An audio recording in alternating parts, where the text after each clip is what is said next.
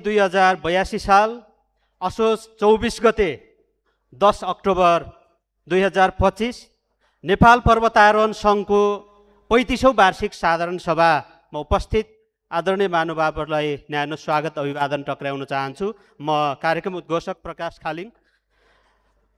नेपालको पर्यटन, मुख्य गरी नेपालको पर्वतीय पर्यटन प्रवर्धन र विकास, त्यसै गरी यसको वृद्धि विकासमा महत्त्वपूर्ण हिस्सेदारी निकायको रूपमा नेपाल पर्वतारोहण सङ्घले भूमिका खेल्दै आएको छ र यो भूमिकालाई बढावा दिनको लागि आजको यो जुन साधारण सभा भइरहेको छ, यो साधारण सभाले एउटा कोसेढुङ्गा साबित गर्नेछ भन्ने हामीले विश्वास लिएका छौँ र यो साधारण सभाले विगतको समीक्षा र आजको आवश्यकतालाई ध्यानमा राखेर आवश्यकताको जगमा उठेर भोलिको कार्ययोजना तय गर्नेछ, यो व्यक्त गर्न चाहन्छौँ।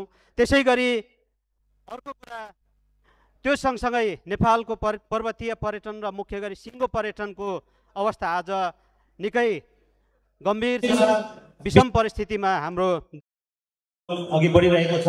यो सन्दर्भ र यसको लागि यो साधारण सभामा तपाईँहरूको सक्रिय सहभागिता अन्तिमसम्म रहनेछ, यो विश्वास व्यक्त गर्दै अब म यो कार्यक्रमलाई औपचारिक रूपमा अगाडि बढाउन चाहन्छु र यस साधारण सभाको अध्यक्षता ग्रहण गरिदिनुको लागि नेपाल पर्वतारोहण सङ्घका अध्यक्ष श्री फुर्गेल्जे शेर्पाज्यूलाई हार्दिक अनुरोध गर्दछु।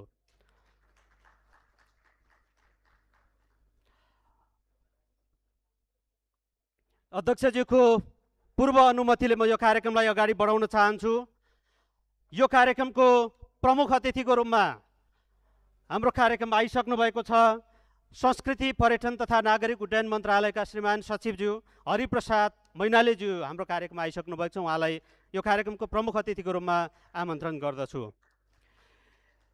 त्यसै गरी आसन ग्रहणको निमित्त म पर्यटन विभागका महानिर्देशक डाक्टर नारायण प्रसाद रेग्मीज्यूलाई हार्दिक अनुरोध गर्दछु।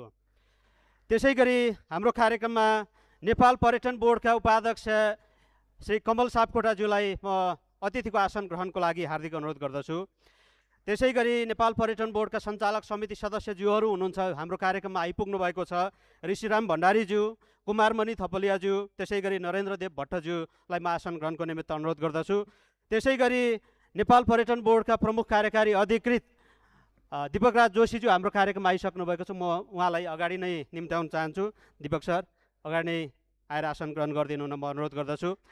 त्यसै गरी हाम्रो कार्यक्रममा हामीलाई माया गरेर संस्कृति पर्यटन तथा नागरिक उड्डयन मन्त्रालयका पूर्व सचिव सुरेशमान श्रेष्ठज्यू हाम्रो कार्यक्रममा आइपुग्नु भएको छ। उहाँलाई आसन ग्रहणको लागि अनुरोध गर्दछु।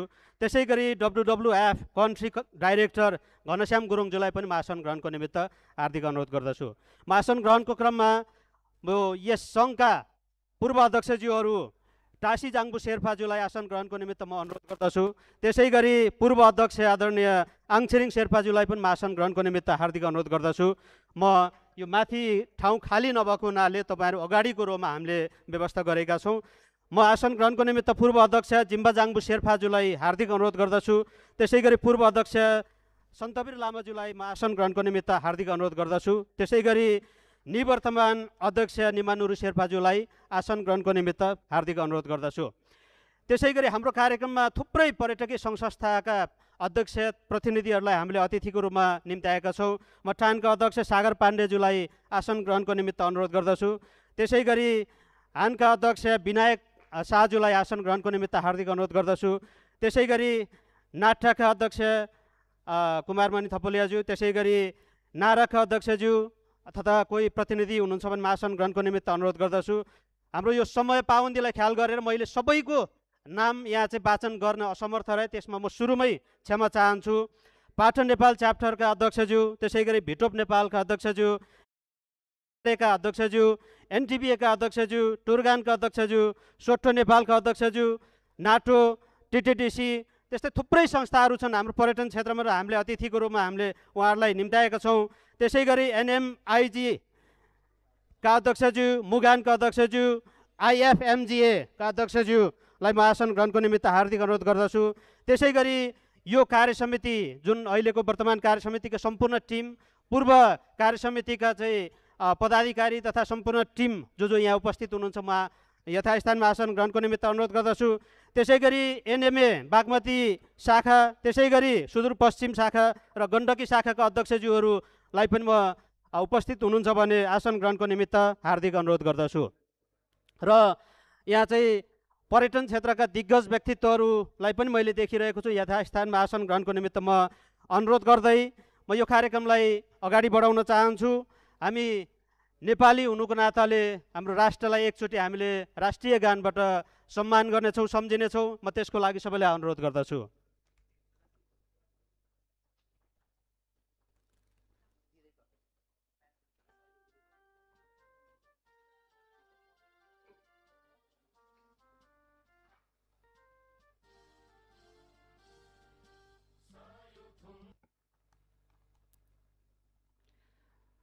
हामीले यो औपचारिक कार्यक्रमलाई निकै छोटो तरिकाले अगाडि बढाउने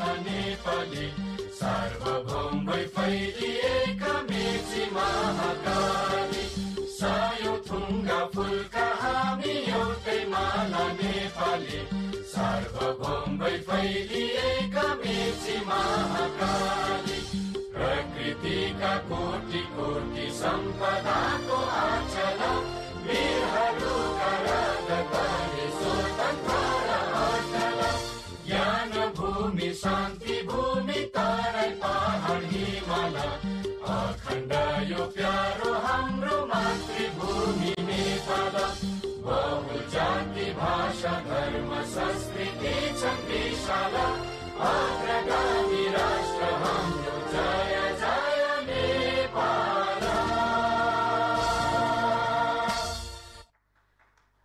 धन्यवाद। र यो बिचमा हामीले हाम्रो आजको यस कार्यक्रमका प्रमुख अतिथिज्यूहरूलाई खादा र ब्याजबाट स्वागत सम्मान गर्नेछौँ। त्यो कार्यक्रमलाई अगाडि बढाइदिनु हुनको लागि म हार्दिक अनुरोध गर्दछु।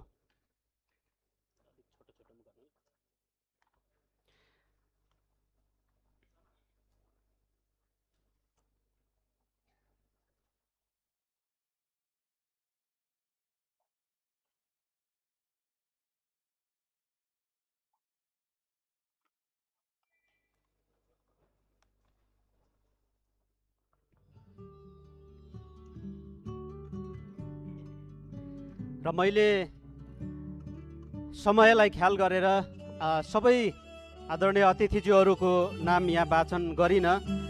त्यसमा म फेरि पनि क्षमा माग्छु। र यो अगाडिको रो हामीले अतिथिज्यूहरूको लागि बनाएका छौँ। तपाईँहरू अगाडि आएर चाहिँ आसन ग्रहण गरिदिनु हुनको लागि म अनुरोध गर्दछु। कार्यसमितिका साथीहरूले त्यसलाई सहजीकरण गरिदिनु होला। र यहाँ थुप्रै सङ्घ संस्थाका अध्यक्षज्यूहरू आइसक्नु भएको छ। अगाडिको रो हामीले चाहिँ अतिथिज्यूहरूको लागि बनाएका छौँ।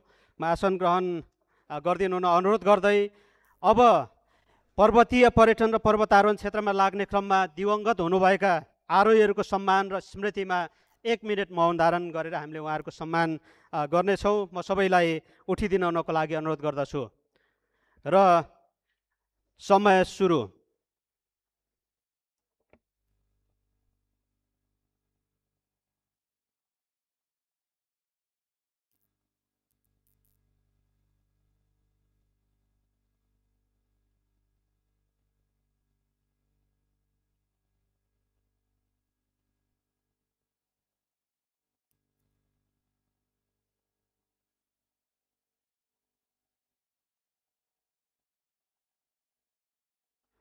धन्यवाद। अब हाम्रो कार्यक्रमको प्रमुख अतिथि सम्पूर्ण उपस्थित महानुभावहरूलाई शब्दबाट स्वागत गरिदिनु हुनको लागि म स्वागत मन्तव्यको लागि यस सङ्घका वरिष्ठ उपाध्यक्ष ईश्वरी पौडेलज्यूलाई अगाडि निम्त्याउन चाहन्छु।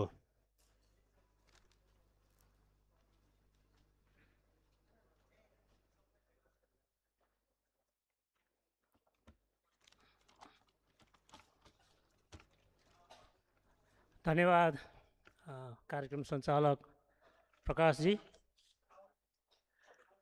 यस नेपाल पर्वतारोहण सङ्घका अध्यक्ष तथा आजका कार्यक्रमका अध्यक्षज्यू, यस साधारण सभाका प्रमुख अतिथि, संस्कृति, पर्यटन तथा नागरिक उड्डयन मन्त्रालयका श्रीमान सचिव हरिप्रसाद मैनालीज्यू, पर्यटन विभागका महानिर्देशक डाक्टर नारायण प्रसाद रेग्मीज्यू, नेपाल पर्यटन बोर्डका उपाध्यक्ष कमल सापकोटाज्यू यहाँ हुनुहुन्न होला, पर्यटन बोर्डका सिइओ ज्यू, सम्पूर्ण सदस्यज्यूहरू, विशिष्ट अतिथि लगायत उपस्थित सम्पूर्ण भद्र महिला तथा सज्जनवृन्द, यहाँहरू सबैमा गुड आफ्टरनुन, शुभ दिन। आज नेपाल पर्वतारोहण सङ्घको 35औँ वार्षिक साधारण सभाको अवसरमा आयोजित यस समारोहमा सङ्घको वरिष्ठ उपाध्यक्ष हैसियतले यहाँहरूलाई स्वागत अभिवादन गर्न पाउँदा म अत्यन्त हर्षित छु। यस अवसरमा सङ्घको कार्य समिति र सम्पूर्ण सदस्यहरूको तर्फबाट यहाँहरू सबैप्रति यस गरिमामय उपस्थितिको लागि हार्दिक आभार प्रकट गर्दछु। समारोहमा यहाँहरूको उपस्थितिले पर्वतारोहण समुदाय, नेपालको प्राकृतिक सम्पदाको संरक्षणका प्रयासहरू र सङ्घको निरन्तर प्रगति तथा सफलताप्रति यहाँहरूको समर्थन, सद्भाव र समर्पणलाई प्रतिबिम्बित गरेको छ। विगत 52 वर्षको यात्रामा यस सङ्घले नेपाललाई विश्वकै प्रमुख पर्वतारोहण गन्तव्यको रूपमा प्रवर्धन गर्न, साहसिक यात्राको भावना जगाउन र पर्वतारोहीहरूको सुरक्षा तथा हित सुनिश्चित गर्न महत्त्वपूर्ण भूमिका निर्वाह गर्दै आएको छ। सङ्घले यस क्षेत्रमा मजबुत आधार तयार गरेको छ र नेपालको गौरव हिमालहरूको प्रतिनिधित्व विश्वभर गरिरहेको छ। आज हामी विशेष रूपमा सम्मानित अनुभव गरिरहेका छौँ किनभने आजको यस कार्यक्रममा संस्कृति, पर्यटन तथा नागरिक उड्डयन मन्त्रालयका सचिवज्यू यो विषम परिस्थिति र कार्यव्यस्तताका बावजुद पनि हाम्रो निमन्त्रणलाई स्वीकार गरी प्रमुख अतिथिको रूपमा यहाँ उपस्थित भइदिनु भएको छ। सचिवज्यूको उपस्थितिले कार्यक्रमलाई विशेष महत्त्व प्रदान गरेको छ। हामी यहाँको मार्गदर्शन र बहुमूल्य सुझावहरूको अपेक्षा सदैव गरिरहनेछौँ। यहाँ उपस्थित समस्त महानुभावहरूप्रति म विशेष धन्यवाद व्यक्त गर्न चाहन्छु। तपाईँहरूको निरन्तर समर्पण र योगदानकै कारण नेपाल पर्वतारोहण सङ्घ आजको अवस्थामा आइपुगेको छ। हामीले चढेका हिमालहरू, गरेका यात्राहरू र पार गरेका चुनौतीहरूले हामीलाई एक परिवारको रूपमा जोडेको छ। यो वार्षिक साधारण सभा केवल विगतको समीक्षा मात्र होइन, नयाँ योजनाहरू बनाउने, विचार साटासाट गर्ने र सहकार्यलाई अझ बलियो बनाउने अवसर पनि हो। आजको यो अधिवेशनमा म यहाँ उपस्थित सबैलाई सक्रिय सहभागिता जनाइदिनु हुन, विचारहरू खुलस्त राखिदिनु हुन र हामीले सामूहिक रूपमा सामना गरिरहेका चुनौतीहरूको समाधानतर्फ अग्रसर हुन समेत यहाँहरूलाई विनम्र आग्रह गर्दछु।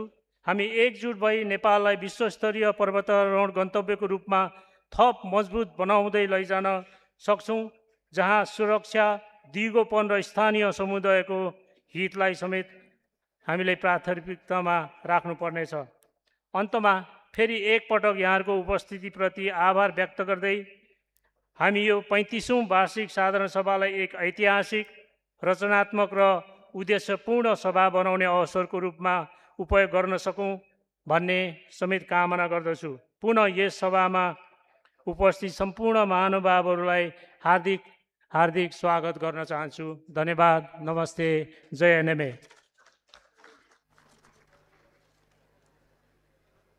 धन्यवाद वरिष्ठ उपाध्यक्षज्यू।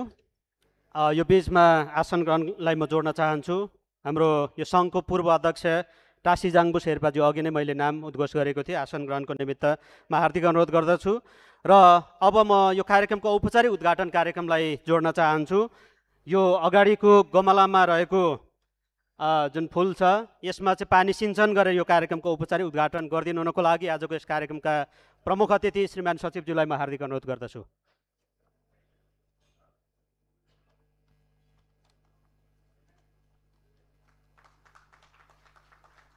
र गमलामा पानी सिञ्चन गरेर हाम्रो कार्यक्रमको औपचारिक उद्घाटन भइसकेको छ र अब यस क्रममा हामीले एउटा विशेष कार्यक्रम राखेका छौँ र यो वार्षिक कार्यक्रमको रूपमा पनि आइराखेको छ सम्मान तथा प्रशंसा वितरण कार्यक्रम। यो कार्यक्रमलाई म जोड्न चाहन्छु। नेपाल पर्वतारोहण सङ्घले व्यवस्थापन गर्ने 27वटा हिमचुलीहरूमध्ये सबैभन्दा बढी आरोहण अनुमति अथवा पर्मिट जारी गरेर योगदान गर्ने उत्कृष्ट 10वटा स्रोत सदस्यहरू अथवा ट्रेकिङ कम्पनीहरूलाई सम्मान गर्ने कार्यक्रम राखेका छौँ हामीले। यो कार्यक्रमलाई अगाडि बढाउन चाहन्छु र म साथीहरूलाई तयारी हुनको लागि अनुरोध गर्दछु र यो सम्मान पत्र वितरण गरिदिनु हुनको लागि आजको यस कार्यक्रमका प्रमुख अतिथिज्यूलाई म हार्दिक अनुरोध गर्दछु र अध्यक्षज्यू बाट खादा लगाउने कार्यक्रम हुन्छ र म यहाँ नाम वाचन गर्छु। म सम्मानित व्यक्तित्वहरू अगाडि आएर आफ्नो सम्मान पत्र ग्रहण गरिदिनु हुन हार्दिक अनुरोध गर्दछु। अब यस क्रममा सम्मानित हुने कम्पनीको नाम रहेको छ नोड एक्सट्रिम हिमालय प्राली। नोड एक्सट्रिम हिमालय प्रालीको प्रतिनिधि हुनुहुन्छ भने म अगाडि आएर आफ्नो सम्मान पत्र ग्रहण गरिदिनु हुन अनुरोध गर्दछु। म लास्टबाट जान चाहन्छु। मकालु एडभेन्चर प्रालीको प्रतिनिधिज्यूलाई म अगाडि आएर आफ्नो सम्मान पत्र ग्रहण गरिदिनु हुन अनुरोध गर्दछु। म यसको थोरै जानकारी पनि दिन चाहन्छु। जारी गरेको पर्मिट जुन मकालु एडभेन्चर प्रालीले जारी गरेको पर्मिट सङ्ख्या 121 रहेको छ। 121वटा पर्मिट जारी गर्दाखेरि 32,77,737 रुपियाँ आम्दानी भएको छ।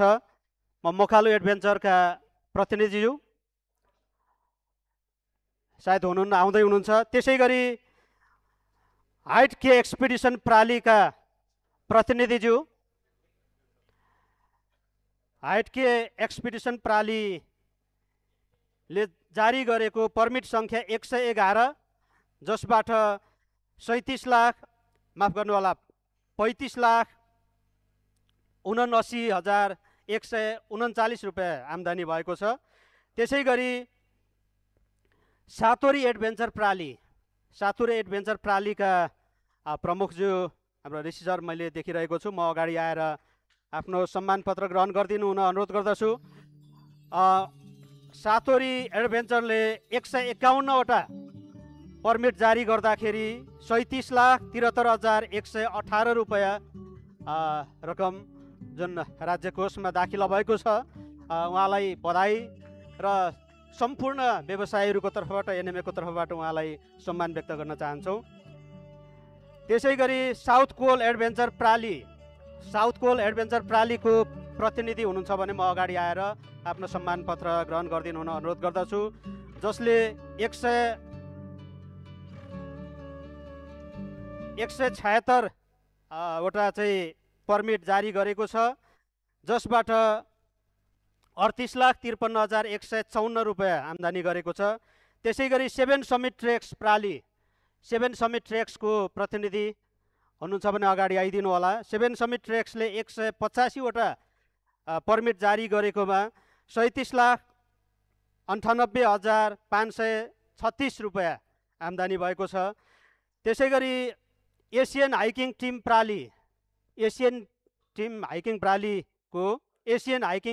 टिम प्रालीको 7 समिटको रिन्जी सर यहाँ हुनुहुन्छ भने कार्य समितिको सदस्य पनि हुनुहुन्छ। रिन्जी शेर्पालाई म अगाडि आएर आफ्नो सम्मान पत्र ग्रहण गरिदिनु होला 7 समिटको। र अहिले उहाँ एसियन हाइकिङ टिम प्रालीको सम्मान पत्र ग्रहणको लागि आउनुभएको छ। एसियन हाइकिङ टिम प्रालीले 166वटा पर्मिट जारी गर्दाखेरि 46,69,624 रुपियाँ आम्दानी भएको छ। म हार्दिक बधाई दिन चाहन्छु एसियन हाइकिङ टिम प्राली। त्यसै गरी आइस 8000 प्रालीको प्रतिनिधिज्यूलाई म अगाडि आएर आफ्नो ईश्वरी सर हाम्रो वरिष्ठ उपाध्यक्ष जो हुनुहुन्छ, उहाँको कम्पनीले 244वटा पर्मिट जारी गर्दाखेरि 59,41,979 रुपियाँ आम्दानी भएको छ, राज्य कोषमा गएको छ। यो उहाँहरूको योगदानको लागि हामी हार्दिक सम्मान व्यक्त गर्न चाहन्छौँ, बधाई दिन चाहन्छौँ। त्यसै गरी Adventure Everest Team Treks and Expedition, Adventure Everest Team Treks and एक्सपिडिसनको चाहिँ प्रतिनिधि हुनुहुन्छ भने म आफ्नो सम्मान पत्र ग्रहणको लागि अनुरोध गर्दछु, जसले 280 वटा आउँदै हुनुहुन्छ सायद। Adventure Everest Team Treks and एक्सपिडिसनले 280 वटा पर्मिट जारी गर्दाखेरि 67,57,076 रुपियाँ आम्दानी भएको छ, राज्य कोषमा गएको छ। उहाँहरूको योगदानको लागि हामी सम्मान व्यक्त गर्न चाहन्छौँ र बधाई दिन चाहन्छौँ सम्मानित हुनुभएकोमा। त्यसै गरी मेरा अल्पाइन ट्रेक्स एन्ड एक्सपिडिसन, मेरा अल्पाइन ट्रेक्स एन्ड एक्सपिडिसनको कम्पनीले 314 वटा पर्मिट जारी गर्दाखेरि 67,68,840 रुपियाँ राज्य कोषमा आम्दानी भएको छ, उहाँहरूको योगदान रहेको छ। त्यसै गरी नोड एक्सट्रिम हिमालय प्राली, अघि पनि मैले उद्घोष गरेको थिएँ, प्रतिनिधि हुनुहुन्छ भने म अगाडि आइदिनु अनुरोध गर्दछु। 432 वटा पर्मिट जारी गर्दाखेरि 94,40,670 रुपियाँ उहाँहरूको योगदान रहेको छ। उहाँहरूको यो योगदानको लागि हामी सम्मान व्यक्त गर्छौँ। एकचोटि उहाँहरूको लागि जोरदार ताली र म प्रमुख अतिथिज्यूलाई धन्यवाद दिन चाहन्छु र उहाँहरूलाई पछि हामी यो सम्मान पत्र प्रदान गर्ने यहाँ बाचा गर्दै यो कार्यक्रमलाई फेरि अगाडि बढाउन चाहन्छु। र अर्को सम्मान पत्र नै वितरणको कार्यक्रमलाई म छोटोमा यहाँ जोड्न चाहन्छु। म फेरि प्रमुख अतिथिज्यूलाई दुःख दिन चाहन्छु। यस क्रममा सङ्घको सेवानिवृत्त 2 जना कर्मचारीलाई सम्मानित गर्ने कार्यक्रम रहेको छ, जसको लागि म सम्मानित व्यक्तित्व राधिका स्याङबाजुलाई अगाडि आएर आफ्नो सम्मान पत्र ग्रहणको लागि अनुरोध गर्दछु। राधिका स्याङबा आउँदै हुनुहुन्छ। सङ्घको सेवानिवृत्त हुनुभएको 2 जना कर्मचारीहरूमध्ये राधिका स्याङबाजु आउँदै हुनुहुन्छ। उहाँलाई हामी सम्मान गर्दैछौँ र हार्दिक बधाई शुभकामना। यो सङ्घमा तपाईँले गरेको योगदानको हामी उच्च कदर गर्न चाहन्छौँ र आगामी दिनमा सुस्वास्थ्य, दीर्घायु एवं उत्तरोत्तर प्रगतिको कामना पनि व्यक्त गर्न चाहन्छौँ। त्यसै गरी अर्को सम्मानित हुने व्यक्तित्व हुनुहुन्छ यही शीर्षकमा श्री नारायण लामाज्यू। नारायण लामाज्यूलाई पनि अगाडि आएर आफ्नो सम्मान पत्र ग्रहण गरिदिनु हुन हार्दिक अनुरोध गर्दछु। उहाँहरूलाई हामीले सङ्घको सेवानिवृत्त कर्मचारीको रूपमा उहाँहरूलाई हामीले सम्मानित गर्दैछौँ। उहाँहरूले यो सङ्घमा गरेको योगदानले साँच्चीकै पर्यटन प्रवर्धन विकास एनएमएको चाहिँ समृद्धिको लागि महत्त्वपूर्ण टेवा पुगेको छ। यसमा उहाँहरूको लागि एकचोटि जोरदार ताली पनि बजाइदिनु हुनको लागि म हार्दिक अनुरोध गर्दछु र धन्यवाद। प्रमुख अतिथिज्यूहरूलाई धेरै धन्यवाद दिन चाहन्छु र यो क्रममा अब म शुभकामना मन्तव्य कार्यक्रमलाई जोड्न चाहन्छु। शुभकामना मन्तव्यको लागि पर्यटन सम्बद्ध सम्पूर्ण सङ्घ संस्थाहरूको तर्फबाट trekking agencies association of Nepal टानका अध्यक्ष सागर पाण्डेज्यूलाई शुभकामना मन्तव्य प्रदान गरिदिनु हुनुको लागि अगाडि निम्त्याउन चाहन्छु। आउँदै हुनुहुन्छ सागर पाण्डेज्यू।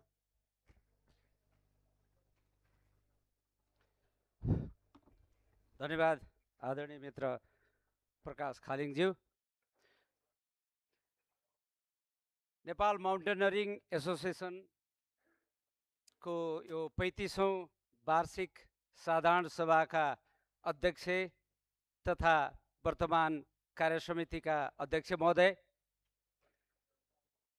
ड्यासमा आसीन प्रमुख अतिथिज्यू, श्रीमान पर्यटन मन्त्रालयका श्रीमान सचिवज्यू र सम्पूर्ण अतिथिज्यूहरू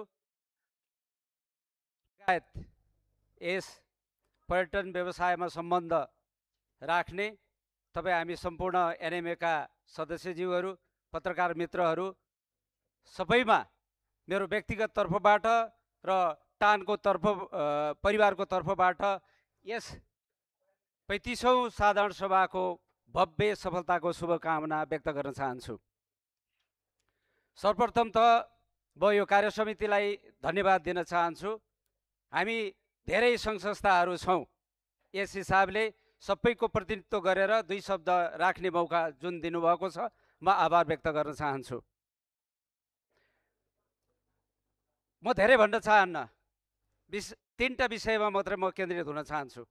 हामी आज पर्यटनको विशेष एउटा परिस्थितिमा छौँ, देश विशेष परिस्थितिमा छ। त्यो सँगसँगै स्वाभाविक रूपमा पर्यटन झन विशेष परिस्थितिमा छ। विश्वव्यापी आन्दोलन हुँदा, देशभित्र आन्दोलन हुँदा अथवा प्राकृतिक प्रकोपहरू आउँदा सबैभन्दा पहिला प्रभाव पार्ने विषय भनेको पर्यटन नै हो। तपाईँ हामी सबै भुक्तभोगी छौँ। विशेषतः धेरै हामीले अनुभव गरेको कुरा भनेको आजको 30 वर्षको दौरानमा धेरै यस्ता उथलपुथलहरू भएका छन् जसले नेपालको पर्यटनको विकासमा प्रत्यक्ष रूपमा नकारात्मक प्रभाव पारेको छ। आज यस गरिमामय साधारण सभामा उभिएर बोल्दै गर्दा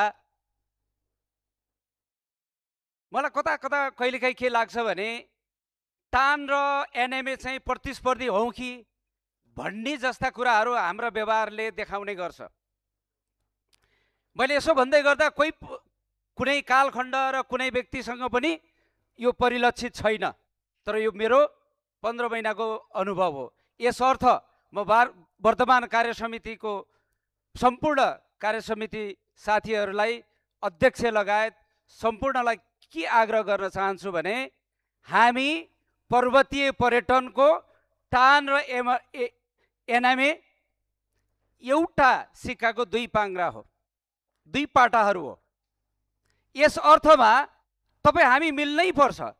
यहाँ आदरणीय सचिवज्यू हुनुहुन्छ, डिजी साहब हुनुहुन्छ र मलाई यो मौकामा हिजो म 13-15 को महासचिव हुँदाखेरि पूर्व श्रीमान सचिवज्यू सुरेश सर यहाँ आज भेटघाट हुने मौका मिल्यो। यसको लागि पनि कार्यसमितिको साथीहरूलाई म धन्यवाद दिन चाहन्छु। मैले किन भन्न खोजेको भने जस्तै म मन्त्रालयमा जाँदाखेरि अथवा जाने विभागमा जाँदाखेरि अथवा यस्तै कार्यक्रममा जाँदाखेरि अलिकति हामीले पनि बुझाउन नसकेको हो कि आज यहाँ धेरै साथीहरूले आफ्नो व्यावसायिक सफलता सँगसँगै राज्य कोषमा कन्ट्रिब्युसन गरेको टप 10 लाई रिवार्ड गर्नुभयो, तर त्यो सबै मेम्बरहरू टानको मेम्बरहरू हो। यस अर्थमा हामीले बुझ्नु जरुरी छ र बुझाउन जरुरी छ। जहाँ एनएमए उभिन्छ त्यहाँ टान उभिनै पर्छ, जहाँ टान उभिन्छ त्यहाँ एनएमए उभिनै पर्छ। हामीले यस हिसाबको सहकार्यको भाव निकाल्यौँ भने तब मात्र हाम्रो पर्वतीय पर्यटनको दिगो विकास, सुरक्षित पदयात्रा पर्यटन र माउन्टेनरिङ पर्यटन र हामीले भन्दै आएको जलवायुको जाने एउटा विषय मलाई लाग्छ कता कता लाग्छ जलवायुको कुरा आयो भने भन्ने बित्तिकै एनएमएको मात्रै ठेक्का भन्ने कुरा हामीले बुझ्ने र बुझाउने गरिएको छ। यो होइन, त्यहाँ टान पनि हुन जरुरी छ। किनभने आज जति पनि माउन्टेनरिङमा जान्छन् र जति पनि पिक क्लाइम्बिङ गर्छन् र जति पनि ट्रेकिङमा पर्वतीय पर्यटनको जाने एक्टिभिटी हुन्छ त्यो टानको मेम्बरबाट मात्रै सम्भव छ। त्यस कारणले हामीले टान र एनएमएलाई छुट्याएर हेऱ्यौँ भने पर्वतीय पर्यटनको विकास अधुरो हुन्छ भन्ने मलाई लाग्छ र यसै भावका साथ केन्द्रीकृत भएर अब बाँकी हाम्रो कार्यसमितिको समय र तपाईँहरूको आउँदै गरेको जुन समयको बिचमा अझ मजबुत रूपमा पहिलेको कार्यसमितिसित पनि हाम्रो त्यस्तै किसिमको भाव थियो र अझ माथिल्लो उचाइमा हामी मिलेर काम गर्नुपर्छ भन्ने यो आग्रह गर्न चाहे। दोस्रो, हामी धेरै पर्यटनका सङ्घ संस्थाहरू छौँ, तर मलाई कता कता लाग्छ कि हामीले आत्मगत रूपमा एनएमएको मात्रै कुरा गर्दा, टानको मात्रै कुरा गर्दा, नाटाको मात्रै कुरा गर्दा, हानको कुरा मात्रै गर्दा, धेरै सङ्घ संस्थाहरूको कुरा मात्रै गर्दाखेरि हामी अधुरो हुन्छौँ। हाम्रा मागहरू अधुरा हुन्छन्, हाम्रो आवाजहरू अधुरा हुन्छन्। त्यस अर्थमा हामी कार्यसमितिमा आएदेखि हामीले एउटा एजेन्डा के बनायौँ भने सबै सङ्घ संस्थाहरूको नेपालको समग्र पर्यटन विकासको क्षेत्रमा एउटा भोइस बनाऊ। जहाँ अभाव हुन्छ त्यहाँ द्वन्द्व हुन्छ। आज हामीले भ्याटका कुरा गरिरहेका छौँ, आज हामीले एनिमेको इस्युका कुरा गरिरहेका छौँ, आज हामीले टिम्सका इस्युका कुराहरू गरिरहेका छौँ, तर कुनै पनि पुरा हुन सकेको छैन। यसको अर्थ हामी एक ठाउँमा उभिन अझै पनि सकेका छैनौँ। हामी यहाँ मञ्चमा उभिएर बोल्दा त भन्छौँ, तर ठाउँमा हामी पुग्दाखेरि खासखुस गरेर आफ्नो रोडम्यापमा मात्रै हामी लाग्छौँ। तपाईँ हाम्रा मागहरू कोही पनि लुकेका छैनन्। एनएमएको माग टानलाई पनि थाहा छ, टानको माग नाटालाई पनि थाहा छ, नाटाको माग टानलाई पनि थाहा छ, र हानको माग टानलाई पनि थाहा छ। यस अर्थमा हामीले एकरूप भएर यदि नेपालको समग्र पर्यटनको विकासको लागि हामी काम गर्छौँ भने तपाईँ हामी एक ठाउँमा आउनै पर्छ। तपाईँ हाम्रो भोइस एउटा बनाउनै जरुरी छ। र यस अर्थमा अबको यो एनएमएको जुन भर्खर निर्वाचित भएर आएको कार्य समितिले पनि हिजो हामीले जुन एउटा इस्टाब्लिस गरेका छौँ यसैमा केन्द्रित रहेर तपाईँ हाम्रा विषयगत मागहरू र समग्र पर्यटनको विकासको मागहरूलाई एउटै आवाजका साथ अगाडि बढौँ।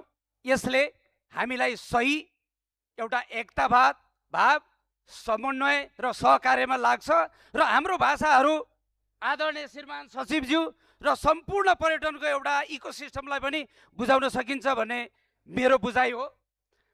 अब यसो भन्दै गर्दा फेरि कता कता लाग्छ, मैले नि 15 महिना बिताइसकेँ। मैले कहिलेकाहीँ म त्यति फेसबुकको पनि गर्दिनँ, तर मैले कहिलेकाहीँ राख्ने गर्छु। आज पनि म सुनाउने ठाउँमा छु, फेरि एकछिनपछि म सुन्ने ठाउँमा पनि हुन्छु। यो प्रक्रिया 15 महिनासम्म चलिरह्यो, तर हामीले एचिभ चाहिँ के गर्यौँ भन्ने चाहिँ प्रश्न यहाँ हो। धेरै साथीहरूलाई लाग्छ, धेरै साथीहरूले भोट हालेर जिताउनु भएको छ, तर यो सङ्गीन प्रश्न मेरो अगाडि पनि उभिएको छ र भोलि जाने एनएमएको अध्यक्ष अगाडि र कार्य समितिको अगाडि पनि उभिने गर्छ। तमाम तपाईँ हाम्रा समस्याहरू पर्यटन मन्त्रालय र पर्यटन विभागसँग जोडिएका छन्, टुरिज्म बोर्डसित जोडिएका छन्। यसको जवाब कसले दिने हो? आज हाम्रो माग यो, अब हामीसित समय छैन। अब हामीलाई एउटा प्रश्न चाहिन्छ, यो हामी गर्न सक्छौँ, यो गर्न सक्दैनौँ। यसरी अब हाम्रा कार्य सम्पादनहरू र हामीले मन्त्रालय र चाहिँ विभागमा अथवा चाहिँ टुरिज्म बोर्डमा राखेको मागहरू यसरी सुनवाई नहुने हो भने हाम्रो पनि आक्रोश सधैँ एक ठाउँमा रहने छैन। यस अर्थमा मैले यो एकदम दुःखका साथ मैले भनेको। आज श्रीमान सचिवज्यू हुनुहुन्छ, टुरिज्म विभागको चाहिँ डिजी साहब हुनुहुन्छ, टुरिज्म बोर्डका धेरै प्राइभेट सेक्टरका साथीहरू हुनुहुन्छ, टुरिज्म बोर्डको सिइओ हुनुहुन्छ। यहाँ आज पनि टिम जहाँको त्यहीँ छ। यसको उत्तर चाहिँ मैले कहाँ पाउने हो? यसरी कुनै पनि चिज लिम्बोमा राख्नु हुँदैन। आज देशले त्यो मागेको छैन, यसरी हामीले पर्यटनको विकास गर्न सक्दैनौँ। यस अर्थमा यो मेरो आवाज चर्को भयो होला, तर यो अलि धीमा आवाज भएर सुनवाई नभएको हो कि भन्ने एउटा भाव मैले बुझेका कारणले मैले यो कुरा राखेँ। र अर्को कुरा, तपाईँ आज हामी 1 महिनाको बिचमा देशले तपाईँ हाम्रो पर्यटनले नसोचेको कुरामा हामी गुज्रिरहेका छौँ। बल्ल बल्ल कोभिडबाट तङ्ग्रिँदै गरेको पर्यटन आज कहाँ छ? पर्यटन कहाँ पुग्दैछ? अब तपाईँ हाम्रो काम के हो? तपाईँ हाम्रो कार्यभार के हो? निजी क्षेत्रको के हो र जाने राज्य संयन्त्रको के हो? पत्रकारज्यूहरूको के हो र स्टेक होल्डरहरूको के हो? तर कतिपय कुराहरू तपाईँ हाम्रा जाने लिमिटमा मात्रै पनि छैन, तपाईँ हाम्रो जाने कन्ट्रोलमा मात्रै पनि छैन। यस अर्थमा आज हाम्रो मन्त्रालय अभिभावकविहीन बनेको छ।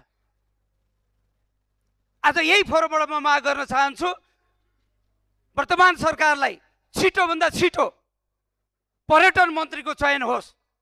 यो कि त्योको नाममा आज जुन अन्यलको अवस्था छ, सचिवज्यूहरूलाई पनि पक्का गाह्रो छ निर्णय गर्ने कुराहरूमा। मैले व्यक्तिगत रूपमा केही पनि भन्न चाहेको होइन, तर आज हामी जुन समयमा गुज्रिरहेका छौँ यो त्यति सहज छैन। अझ हामीले यदि देशले सही ट्र्याक लिएन भने अझ ठुलो टुरिज्मको एउटा जाने असहज परिस्थितिबाट हामी गुज्रनै पर्नेछ। त्यस भएको हुनाले तपाईँ हामी पनि चनाखो हुनुपर्ने छ। तपाईँ हामी पर्यटन व्यवसायीले बोल्नै नहुने होइन, तपाईँ हामीले प्ले कार्ड लिएर रोडमा जानै नहुने होइन। हाम्रा माग, हाम्रो समस्याको समाधानको लागि हामीले आवाज यो कोठाभित्रबाट मात्रै होइन बाहिरबाट पनि लान जरुरी छ। यही भावका साथ तपाईँहरू सम्पूर्ण पर्यटन व्यवसायी, स्टेक होल्डर, मन्त्रालय, टुरिज्म बोर्डलाई यही आह्वान गर्दै म यहाँबाट बिदा हुन्छु। हस्त, धन्यवाद, थ्याङ्क यू। धन्यवाद। शुभकामना मन्तव्यको लागि पर्यटन सङ्घ संस्थाको तर्फबाट उहाँले आफ्नो शुभकामना व्यक्त गर्नुभयो। अब यसपछि म शुभकामना मन्तव्यलाई नै जोड्न चाहन्छु। यसको लागि म नेपाल पर्यटन बोर्डका सञ्चालक समिति सदस्य, आजको यो कार्यक्रममा सम्मानित उत्कृष्ट 10 मध्ये उहाँ पनि पर्नुभएको छ, आदरणीय ऋषिराम भण्डारीज्यूलाई म आफ्नो शुभकामना मन्तव्य अलिकति छोटोमा राखिदिनु हुनको लागि अनुरोध गर्दछु। धन्यवाद कार्यक्रम सञ्चालकज्यू। यस नेपाल पर्वतारोहण सङ्घको 35औँ वार्षिक साधारण सभाका अध्यक्ष तथा आजका सभापति फुर्ग्यालजे शेर्पाज्यू, नेपाल सरकार संस्कृति तथा पर्यटन नागरिक उड्डयन मन्त्रालयका सचिव हरिप्रसाद मैनालीज्यू, पूर्व पर्यटन सचिव सुरेशमान श्रेष्ठज्यू, पर्यटन विभागका डिजी साहब, मसँग सहकार्य र सहयात्रा गर्नुहुने नेपाल पर्यटन बोर्डका सञ्चालक समिति सदस्यज्यू, नेपाल पर्यटन बोर्डका कार्यकारी प्रमुखज्यू, सम्पूर्ण सङ्घ संस्थाका अध्यक्षज्यूहरू, एनएमएका वर्तमान तथा पूर्व कार्य समितिका सम्पूर्ण पदाधिकारीज्यूहरू, उपस्थित सम्पूर्ण पर्यटन व्यवसायी तथा एनएमएका सदस्य एजेन्सीज्यूहरू, नाथमका सर, विभिन्न सङ्घ संस्थाबाट उपस्थित हुनुहुने प्रमुख पत्रकारज्यूहरू तथा सम्पूर्ण व्यवसाय मित्रहरूमा शुभ दिन, गुड आफ्टरनुन। भर्खरै टानको अध्यक्ष सागर दाईले धेरै कुरा राखेर जानुभएको छ। उहाँले वर्तमान स्थितिमा पर्यटन व्यवसायीलाई परेका अप्ठ्यारा स्थितिहरूको समग्र एउटा प्रतिनिधित्व गरेर उहाँले आफ्ना धारणा राख्नु भएको छ। विशेष गरी नेपालको पर्यटन व्यवसायले 2010-11 पछाडि हरेक 5 वर्षमा कुनै न कुनै रूपमा एउटा न एउटा नेचुरल डिजास्टर अथवा कुनै न कुनै एउटा प्रकृति प्रकोपबाट गुज्रिरहेको छ। हामीलाई 2014मा सगरमाथा आरोहण क्रममा भएको खुम्बु आइसफलको घटना किन नहोस्, 2015को भुइँचालो, 2021को कोभिड र वर्तमान नेपालको राजनीति अवस्था सँगै प्रकृति प्रकोपले पर्यटन व्यवसायलाई कहीँ न कहीँ थला पारेको स्थिति हो। तपाईँ हामी सबै घाइते अवस्थाका व्यवसायीहरू हौँ। हाम्रो अगाडि नेपाल सरकार पर्यटन मन्त्रालयका सचिवज्यू अथवा भनौँ हाम्रो नेपाल पर्यटन बोर्डको अध्यक्षज्यू आजको प्रमुख अतिथि हुनुहुन्छ। पक्कै पनि यी व्यवसायीहरूका अनुहार, यी व्यवसायीहरूका भाव उहाँले मञ्चमा बसेर कहीँ न कहीँ अध्ययन गर्नुभएको छ भन्ने मलाई लाग्छ। हामीले विगत 3 महिनादेखि नेपाल पर्यटन बोर्डमा उहाँसँग सहकार्य गरेका छौँ। एउटा कुरो यहाँहरूलाई चाहिँ खुलस्त भन्नुपर्छ, सायद उहाँ नै सचिव भएको भएर होला विगत 25-27 वर्षमा नेपाल पर्यटन बोर्डले पहिलोचोटि आफ्नो वार्षिक कार्यक्रम तथा योजनाहरू असार मसान्तमा ल्याउन सकेको थियो। त्यो उहाँको उपस्थित बिना चाहिँ सम्भव थिएन। म त्यसको चाहिँ संयोजक भएको हिसाबले र हाम्रो सिओ साहबको मुख्य भूमिका, हाम्रा सञ्चालक समितिका निजी क्षेत्रका साथीहरूको मुख्य भूमिका र सचिवज्यूको प्रमुख भूमिकाले नै त्यो सफल भएको थियो। उहाँ व्यवसायप्रति एकदम सकारात्मक हुनुभएको र आफूले चाहँदा सक्ने कुरा चाहिँ मैले त्यो आभास गरेको छु। भर्खरै एनएमएको निर्वाचन भएको छ, नयाँ कार्य समितिको साथीहरू आउनुभएको छ। म चाहिँ लामो समय विगत 25-27 वर्ष पर्यटन व्यवसायमा आफ्नो समय गुजार्दै गर्दा मैले पछाडि बुझेको चाहिँ के रहेछ भने हरेक मान्छेले सुधार्न सक्ने अथवा हरेक मान्छे सुध्रिन सक्ने भनेको आफूले आफैलाई नै रहेछ। त्यो सायद मैले पनि त्यो महसुस गरेको छु। हामी हरेक पात्र आफैबाट सुध्रिन कोसिस गर्यौँ भने देश सुध्रिने रहेछ। नागरिक सुध्रिँदा नै देश सुध्रिने हो।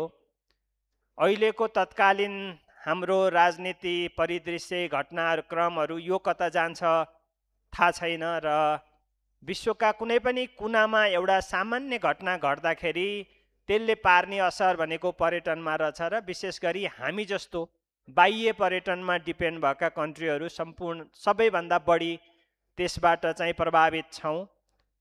म श्रीमान सचिवज्यूलाई योभन्दा पहिला पनि मैले अनुरोध गरेका थिएँ र आज म पुनः नेपाल पर्यटन बोर्ड सञ्चालक समितिमा हुँदै गर्दा पनि उहाँलाई म यसै हलबाट फेरि पनि विनम्र अनुरोध के गर्न चाहन्छु भने कृपया सचिवज्यू कम्तीमा पनि 2-4 जुन पर्यटनका अप्ठ्याराहरू छन् यहाँको अध्यक्षतामा ती खुल्न सक्छन् फुक्न सक्छन् त्यति फुकाइदिनु होला। यो मेरो चाहिँ विनम्र अनुरोध रह्यो। टानको टिम्स कार्ड कार्यान्वयन गर्नलाई हामीले चाहिँ टान र पर्यटन बोर्डले एउटा मात्रै यहाँको अध्यक्षतामा निर्णय गरेर पुरानो जसरी चलाइएको थियो त्यसलाई निरन्तरता गरिदिनु होला मात्रै भनेर निर्णय गर्दा त्यो कार्यान्वयन हुन्छ। पहिला हामीले लामो समय सङ्घर्ष गर्दा र नसक्दा हामीले यसलाई चाहिँ प्रधानमन्त्री कार्यालयमा पनि हामीले टानबाट निवेदन दिएका थियौँ। त्यो निवेदन उपर कारबाही हुँदै थियो। नेपाल सरकार गयो, नयाँ सरकार बनेको छ। एनएमएको हकमा पनि विगत 2 वर्षदेखि जुन एनएमएका पिकहरू बेचे बापत एनएमएले खर्च गर्न पाउने रकम करिब 2 वर्षको 14-15 करोड रुपियाँ आएको छैन। हाम्रा मृतक आरोहीका छोराछोरीहरूको स्कुलको फी तिर्न नसकेको 2 वर्ष भयो। कम्तीमा पनि यहाँले डिसिजन गरिदिनु भयो भने केही बेरुजु एनएमएको छ, त्यो स्वाभाविक हो। हरेक संस्थाका बेरुजु छन्। नेपाल पर्यटन बोर्ड हाम्रो पनि छ, पर्यटन मन्त्रालय यहाँले जुन मन्त्रालय सम्हाल्नु भएको छ त्यो पनि छ। म यहाँलाई विनम्र अनुरोध गर्दछु कि कम्तीमा एनएमएप्रति थोरै दया जागेर यो नेपाल पर्यटन मन्त्रालयमा अड्किएको 14-15 करोड रुपियाँ मात्रै यहाँले फुकाइदिनु भयो भने हाम्रा धेरै मृतक आरोहीका बच्चा बच्चीको स्कुलको फी तिरिने छ, तिनीहरूलाई स्कुलबाट निकाल्न बन्द हुनेछ। यति गरिदिनु होला। साथै आजभन्दा करिब 2 महिना पहिला एक्सपेडिसन अपरेटर एसोसिएसनले सम्पूर्ण हिमालहरू आरोहण गर्दाखेरि विशेष गरी 5वटा हिमालको डोरी टाङ्ने र बाटो खोल्ने काम गर्छ। हाम्रो स्प्रिङ सिजन नजिकिँदैछ। अहिले विदेशबाट सामानहरू ल्याउन त्यति सहज छैन। कृपया त्यो अर्को व्यवस्था नहुँदासम्म विदेशबाट यो सामान ल्याउनको लागि आरोहणका इक्विपमेन्टहरू ल्याउनको लागि एक्सपेडिसन अपरेटर एसोसिएसनलाई तत्कालै यहाँले चाहिँ त्यो अनुमति जारी गरिदिनु होला। विभागमा एक्सपेडिसन अपरेटर्सले बुझाएको पनि 2 महिना भयो। मैले योभन्दा पहिलाको बैठकमा नि यहाँलाई अनुरोध गरेका थिएँ। मैले डिजी साहबलाई नि पर्सनली रिक्वेस्ट गरेका थिएँ। आज पनि मैले यहाँहरूलाई विनम्र अनुरोध गरेँ। हामी एकदम अप्ठ्यारो स्थितिमा छौँ। हामी सबैले कहीँ कतै केही सङ्कुच नराखिकन हामी वर्तमान एनएमएमा जानुभएको कार्य समितिलाई सहयोग गरौँ। किन गरौँ भने मैले पछिल्लो समय बुझेको के हो भने हरेक पात्र कुनै पनि सङ्घ संस्थाको लिडरसिपमा जाने, व्यावसायिक छाता सङ्गठनहरूको नेतृत्व गर्ने भनेको तपाईले आफ्नो समय खर्चेर, तपाईले आफ्नो व्यवसाय खर्चेर, तपाईले आफ्नो पकेटको पैसा खर्च गरेर तपाईले संस्थाको काम गर्ने हो। त्यो हुनाले यी पात्रहरूलाई सम्मान गर्न सिक्नुपर्छ। हामी व्यवसायीले पनि उहाँहरूको सधैँ विरोध गर्न भन्दा पनि उहाँलाई कानेर हामीले सहयोग गरिदिँदा उहाँले त्यो सहयोगको महसुस गर्नुहुन्छ भन्ने फिलिङ्स हामीले दिलाउनु पर्ने छ। आउनुहोस् हामी सबै मिलेर फुर्ग्यालजे तथा उहाँको टिमलाई कुनै पनि स्वार्थ नराखिकन उहाँहरूलाई हरेक काममा चाहिँ बाधा अड्चन होइन सहयोग गरौँ। एनएमए सफल हुँदा तपाईँ हामी सफल हो र तपाईँ हामी सफल हुँदा राज्य सफल हो। यो अवस्थामा मैले बुझेको छु पर्यटन विभागको डिजी र पर्यटन मन्त्रालयको सचिवज्यू व्यवसायीसँग हातमा हात मिलाएर उहाँहरूले सक्दो सहयोग गर्न तयार हुनुहुन्छ। उहाँहरू दुवैजना एकदम नम्र, भलाद्मी र लोयल हुनुहुन्छ। उहाँहरूको यो लोयलपन, उहाँहरूको व्यवसायप्रतिको माया ममतालाई हामीले पनि फाइदा लिन सकौँ। कहिलेकाहीँ दुनो गाईलाई लात्ताले हानेर दुध दुहुने होइन कि कहिलेकाहीँ फकाएर दुध दुहुनुपर्ने हुन्छ। कतिपय चिज हामीले बुझाउन नसकेका हुन सक्छौँ। एउटा बैठकमा बुझाउन सकेनौँ, दोस्रामा बुझाउन सकेनौँ, उहाँहरूले नि बुझ्नुहुन्छ। उहाँहरू त हामीभन्दा धेरै अध्ययनशील पात्रहरू हुनुहुन्छ। विशेष गरी यस 35औँ एनएमएको वार्षिक साधारण सभामा मलाई उपस्थित भएर नेपाल पर्यटन बोर्डको तर्फबाट र मेरो व्यक्तिगत तर्फबाट यस उपस्थित मासलाई एउटा धन्यवाद ज्ञापन र यो 35औँ वार्षिक साधारण सभा भव्यताका साथ जुन उपस्थित भएको छ यसलाई यसै गरी सभ्य तरिकाले सफल गराउँ। आज साथीभाइहरूको विरोध गरेर अथवा अरूको कामको विरोध गर्नुभन्दा पनि राम्रो कामको सिको गरौँ। कुनै काम गलत भएछन् भने उहाँहरूलाई सभ्य तरिकाले भन्दा नबुझ्ने हुनुहुन्न, किनभने उहाँहरू व्यवसायिकै मतबाट व्यवसायिकै हक हितको लागि संस्थामा जानुभएको हो। फेरि पनि यहाँहरूको कार्यकाल सफलताका साथ बितोस् भन्ने शुभकामनासहित मेरा केही मन्तव्यहरू यहीँ टुङ्ग्याउँछु। हस्त नमस्कार। धन्यवाद ऋषि सर। अब यो बिचमा म एनएमएको पूर्व अध्यक्ष जिम्बा जाङबु शेर्पाज्यू हाम्रो कार्यक्रममा आउनुभएको छ। उहाँलाई अगाडि आएर आसन ग्रहण गरिदिनु हुन अनुरोध गर्दछु। र थुप्रै व्यक्तित्वहरू, हामीले अतिथिको रूपमा निम्त्याएको व्यक्तित्वहरू हाम्रो कार्यक्रममा आउनुभएको छ। हामीले उहाँहरूलाई एकमुष्ट रूपमा आसन ग्रहण गराएका थियौँ। म अगाडिको रो खाली नै छ। सम्पूर्ण आदरणीय व्यक्तित्वहरूलाई अगाडि आएर आसन ग्रहण गरिदिनु हुन फेरि पनि अनुरोध गर्दै अब छोटोमा आफ्नो शुभकामना मन्तव्य राखिदिनुको लागि नेपाल पर्यटन बोर्डका प्रमुख कार्यकारी अधिकृत दीपकराज जोशीज्यूलाई हार्दिक अनुरोध गर्दछु। धन्यवाद। आजको यस महत्त्वपूर्ण कार्यक्रमका प्रमुख अतिथि श्रीमान सचिवज्यू, पूर्व सचिवज्यू, डिजी सर, एनएमएका अध्यक्ष लगायत पूर्व पदाधिकारीज्यू, नेपाल पर्यटन बोर्ड कार्यकारी समितिका सदस्यज्यू, विभिन्न विशेष व्यक्तित्वहरू हुनुहुन्छ यहाँ। म धेरै लामो यसमा नजाम। मैले टुरिज्मको अलिकति म एउटा दुईवटा कुरा यहाँ राख्न चाहन्छु। वास्तवमा केही मेजर इस्युज छन् जसलाई हामीले तत्काल एड्रेस गर्नुपर्ने छ। यसका लागि चाहिँ जोइन्टली हामीले दुईवटा काम गऱ्यौँ भने त्यसले चाहिँ छिट्टै परिणाम पाउला जस्तो लाग्छ। एउटा के छ भने नीति निर्माता अथवा निर्णयकर्ताहरूको बुझाइ बढाउने काम। अर्को चाहिँ यी इस्युमा चाहिँ हामी सँगै छौँ, सबैको एउटै भोइस छ, यसमा कुनै अन्य इस्युहरू छैनन् भन्ने खालका चिजहरू हुन सक्यो भने मलाई लाग्छ त्यसले पक्कै पनि त्यहाँतिर हाम्रा प्रयास जारी रहनेछन्। अर्को चाहिँ अलिकति हामी अहिले यो अस्तिको एउटा क्राइसिसबाट गुज्र्यौँ, त्यो सम्बन्धमा म केही सानो अपडेट गराउन चाहन्छु। सेप्टेम्बरको 8 र 9 मा थियो 2 दिन कर्फ्यू र आन्दोलन। त्यसको अगाडि एक हप्ता अगाडि सेप्टेम्बरको फर्स्ट विक हामी कहाँ चाहिँ 3120 एभरेजमा अराइभल थियो भने त्यो क्राइसिस भएको 10 दिन 40%ले डाउन भएर 1600 मा झरेको थियो। सेप्टेम्बरको पछिल्लो विक चाहिँ त्यो 2400 पुगेर अहिले अक्टोबरको पछिल्लो हप्ताको हामीले हेऱ्यौँ भने 4200 एभरेज अराइभल छ, जुन चाहिँ अक्टोबर 2024 हाराहारीमा छ। यसमा अझै पनि हामीलाई के छ भने दुईवटा चिजमा लाग्नुपर्छ, एउटा रिकभरीमा, एउटा रिजिलियन्स बिल्डमा। किनभने फेरि पनि यस्ता घटना दोहोरिए भने त्यो चाहिँ अलिकति नराम्रोतिर हामीलाई लैजान सक्छ। त्यहाँतिर सचेतता अपनाउनु पर्ने देख्छौँ हामी। र एउटा अब सेक्टरल इस्युज त टन्नै छन्। एउटा राष्ट्रिय इस्यु चाहिँ हामी सबैले केमा लाग्नुपर्ने छ भने सबभन्दा अहिलेको प्राइम हो चाहिँ सुरक्षित छ, सुरक्षाको प्रत्याभूति दिने इस्युमा चाहिँ नम्बर 1 हाम्रो एजेन्डा बन्नुपर्छ जस्तो लाग्छ मलाई। त्यसले गर्दा अरू सेक्टरमा चाहिँ पछि हामी डिस्कस गर्न सक्छौँ। मैले धेरै लामो समय लिन चाहिनँ। अहिले चाहिँ अलिकति हाम्रो कता कता एउटा आत्मबल गिरेको अवस्था छ नै। यसलाई उकास्नका लागि सरकारी निकायबाट र निजी क्षेत्रले आफैलाई एउटा मोटिभेट गर्ने उपायहरू पनि खोजौँ।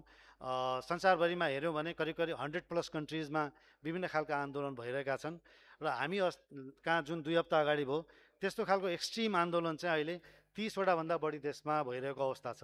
कता कता हामीले हेऱ्यौँ भने पछिल्ला 20 वर्ष 22 वर्ष कुनै न कुनै क्राइसिसबाट हामी गुज्रिरहेछौँ। एउटा हामीले नयाँ स्किल, यस्ता क्राइसिसहरू भइराख्दा हामी कसरी सस्टेन हुने र थ्राइभ गर्ने तर्फ पनि एउटा डिजाइन गर्नु पर्ला जस्तो लाग्छ। त्यहाँतिर पनि हाम्रा ध्यानहरू केन्द्रित गरौँ। मैले धेरै लामो समय लिन चाहिनँ। माउन्टेन हिमालय भनेको हामी सबैको आइडेन्टिटी र प्राइड हो। यसको एउटा लामो समयदेखि नेतृत्वदायी भूमिका एनएमएले खेलिरहनु भएको छ। एनएमएको यो 35औँ विशेष साधारण सभा जुन छ त्यसमा चाहिँ म भर्खरै निर्वाचित कार्यकारी समितिका साथीहरूलाई हार्दिक बधाई तथा शुभकामना पनि भन्न चाहन्छु र सम्पूर्ण सदस्यहरूलाई हार्दिक शुभकामना टक्राउन चाहन्छु।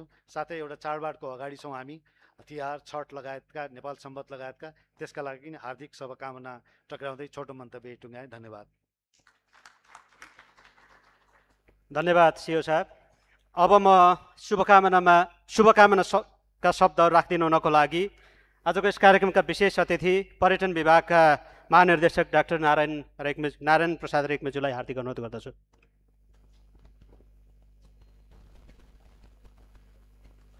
धन्यवाद। यो एनएमएको 35औँ वार्षिकोत्सवको अध्यक्षता गरिरहनुभएका एनएमएको अध्यक्षज्यू, आज यस कार्यक्रमको प्रमुख अतिथि हाम्रो मन्त्रालयको श्रीमान सचिवज्यू, मञ्चासीन हाम्रो आदरणीय पूर्व सचिवज्यू सिइओ साहब र यो हलको अग्रभागमा बस्नुभएका नाटा, टान, एनएमए, टुरिज्म बोर्ड, पाटा लगायत पर्यटन क्षेत्रसँग सम्बन्धित छाता सङ्गठनका वर्तमान पदाधिकारीज्यूहरू, पूर्व पदाधिकारीज्यूहरू, अग्रणी व्यक्तित्वहरू, यहाँ मैले आङछेरिङ दाई, गणेश सर देखिरहेको छु र यहाँ हलमा उपस्थित सम्पूर्ण पर्यटन व्यवसायी र पत्रकार साथीहरू, यहाँहरू सबैमा मेरो हार्दिक नमस्कार छ। यहाँ कार्यक्रममा आमन्त्रण गर्नुभएकोमा एनएमएको सम्पूर्ण परिवारलाई म आभार व्यक्त गर्दछु। यो 35 वर्ष एनएमएले एउटा संस्थागत प्रयासबाट नेपालको पर्यटन क्षेत्र, खास गरी पर्वतीय पर्यटन, हिमालहरूको संरक्षण, हिमालहरूको विकास, हिमाली जनजीवन र हिमाली संस्कृतिको विश्व समुदायमा प्रचार प्रसार को क्षेत्रमा गरेको योगदानको म उच्च प्रशंसा गर्छु, सराहना गर्छु। नेपाल सरकारसँगको सहकार्यमा यहाँहरूले हिमाली क्षेत्रको संरक्षण, हिमालको संरक्षण, प्रचार प्रसार, पर्वतारोहण व्यवसायको प्रवर्धन लगायत ठुलो योगदान दिनुभएको छ। हाम्रो मन्त्रालयकै र विभागकै टिमको धारणा के छ भने एनएमए हाम्रो लागि पनि एउटा इन्स्टिट्युसनल मेमोरी हो। हामीले बेला बेलामा सल्लाह परामर्शकारी निकायको रूपमा पनि लिन्छौँ, सहयोग माग्छौँ, सल्लाह गर्छौँ। यहाँहरूले आफ्नो व्यवसाय मात्र होइन, नेपालको पर्यटन क्षेत्रको मर्यादालाई विश्व समुदायमा परिचित गराउनु काम गर्नुभएको छ। यो कामको लागि पुनः एकपटक म हार्दिक बधाई दिन्छु, शुभकामना दिन्छु। आउँदा दिनहरूमा पनि यहाँहरूसँग यस्तै सत्कार्यमा सहकार्य गर्ने अवसर प्राप्त भइरहोस्। विभागको तर्फबाट म यहाँलाई आश्वस्त तुल्याउँछु, विभागले नेपालको पर्यटन क्षेत्रमा गर्नुपर्ने सबै कामहरूको सहजीकरण गर्छ। यहाँ अहिले केही कुराहरू पनि उठेका छन्, अहिले यो जवाफ दिन उचित ठान्दिनँ मैले। ती हामी बसेर के कति कामहरू हामी गर्न सक्छौँ। आज यो उत्सवको दिन पनि हो, खुसियालीको दिन पनि हो। यहाँहरूले सुखद 35 वर्ष बिताउनु भएको छ। पर्यटन क्षेत्रमा लागेर सामान्य काम गरेर ठुलो व्यवसाय बन्नुभएको व्यक्तित्वहरू पनि हुनुहुन्छ, आफै युनिभर्सिटी हुनुहुन्छ। यहाँहरूले दिएका सल्लाह सुझावलाई नीति बनाएर, कार्यक्रम बनाएर त्यसलाई कार्यान्वयनमा लिने र नेपाली पर्यटन क्षेत्रको विकासको माध्यमबाट सम्पूर्ण अर्थतन्त्रलाई नै गति र चलायमान बनाउने कुरामा नेपाल सरकारले सहकार्य गर्छ, यसमा कुनै शङ्का छैन। तर थोरै हाम्रो परिस्थिति पनि बदलिएको छ, हाम्रा प्राथमिकता पनि बदलेका छन्। हिजो हिउँ आफै पर्थ्यो, त्यही सेतो हिउँ देखाउँथ्यौँ, आज हिउँ परिरहेको छैन। काला हिमाल छन्, काला हिमाललाई सेतो बनाऊ कसरी भन्ने चिन्ता छ। हिजो हिमालको सुरक्षा हिमाली जनजीवन आफैले गर्थ्यो, अहिले हिमाली जनजीवनकै हामीले सुरक्षा गर्नु परिरहेको छ। हिमाली संस्कृति सभ्यताको परीक्षण गर्नु परिरहेको छ। नयाँ नयाँ चुनौतीहरू छन्, उद्धार छन्, आरोहीका कल्याणका कुराहरू छन्।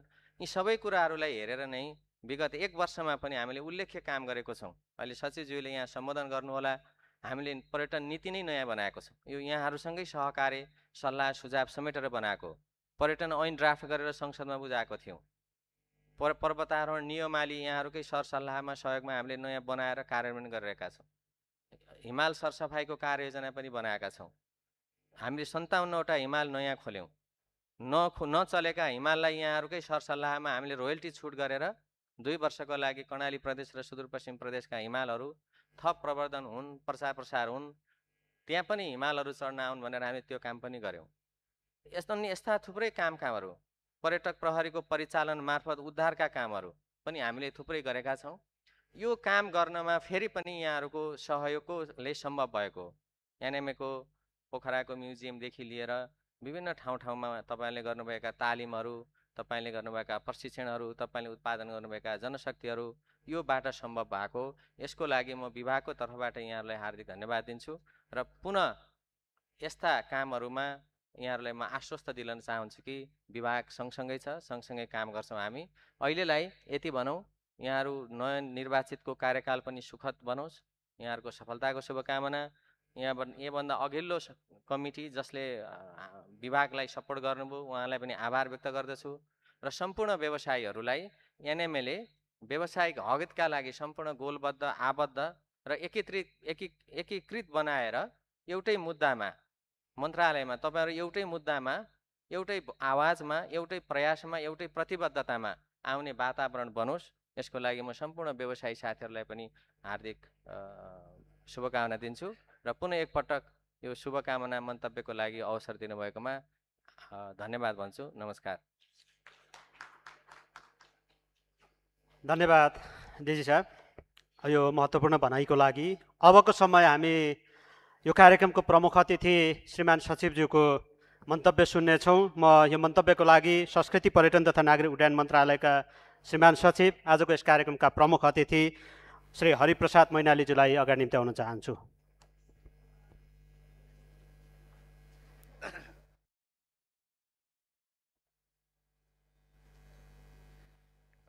हस्, धन्यवाद। यस कार्यक्रमका अध्यक्षज्यू, मञ्चमा आसीन हाम्रो पूर्व सचिवज्यू, महानिर्देशकज्यू, सिइओ साहब लगायत कार्यक्रममा उपस्थित सम्पूर्ण पर्यटनसँग सम्बन्धित सङ्घ संस्थाका प्रमुख एवं प्रतिनिधिज्यूहरू, पूर्व पदाधिकारीज्यूहरू लगायत यस विषयसँग सम्बन्धित विज्ञ महानुभावहरू, पत्रकार साथीहरू, सबैलाई पर्यटन मन्त्रालयको तर्फबाट हार्दिक नमस्कार व्यक्त गर्न चाहन्छु। नेपालको पर्वतारोहणसँग सम्बन्धित संस्था, सबैभन्दा पुरानो संस्था, यसको 35औं वार्षिक साधारण सभामा उपस्थित हुन पाउँदा हामी खुसी पनि छौँ र कतिपय इस्युहरू पर्वतारोहणसँग सम्बन्धित, नेपाल पर्वतारोहण सङ्घसँग सम्बन्धित इस्युहरूमा मन्त्रालय र यो सङ्घ बिचका केही कुराहरू हामीले सर्ट आउट गर्नुपर्ने अवस्था पनि छ, जुन कुरा पटक पटक उठिरहेको छ। यहाँ अघिल्लो वक्ताहरूले भन्नुभयो टिम्सका कुराहरू छन्, कतिपय अन्य हामीले सहजीकरण गर्नुपर्ने खालका कुराहरू छन्। हामी त्यसमा छलफलमै छौँ, अध्ययनमै छौँ। यहाँहरूसँगकै सहकार्यमा हामीले काम कारबाहीहरू अगाडि बढाएको कुरा पनि म यहाँ अनुरोध गर्न चाहन्छु।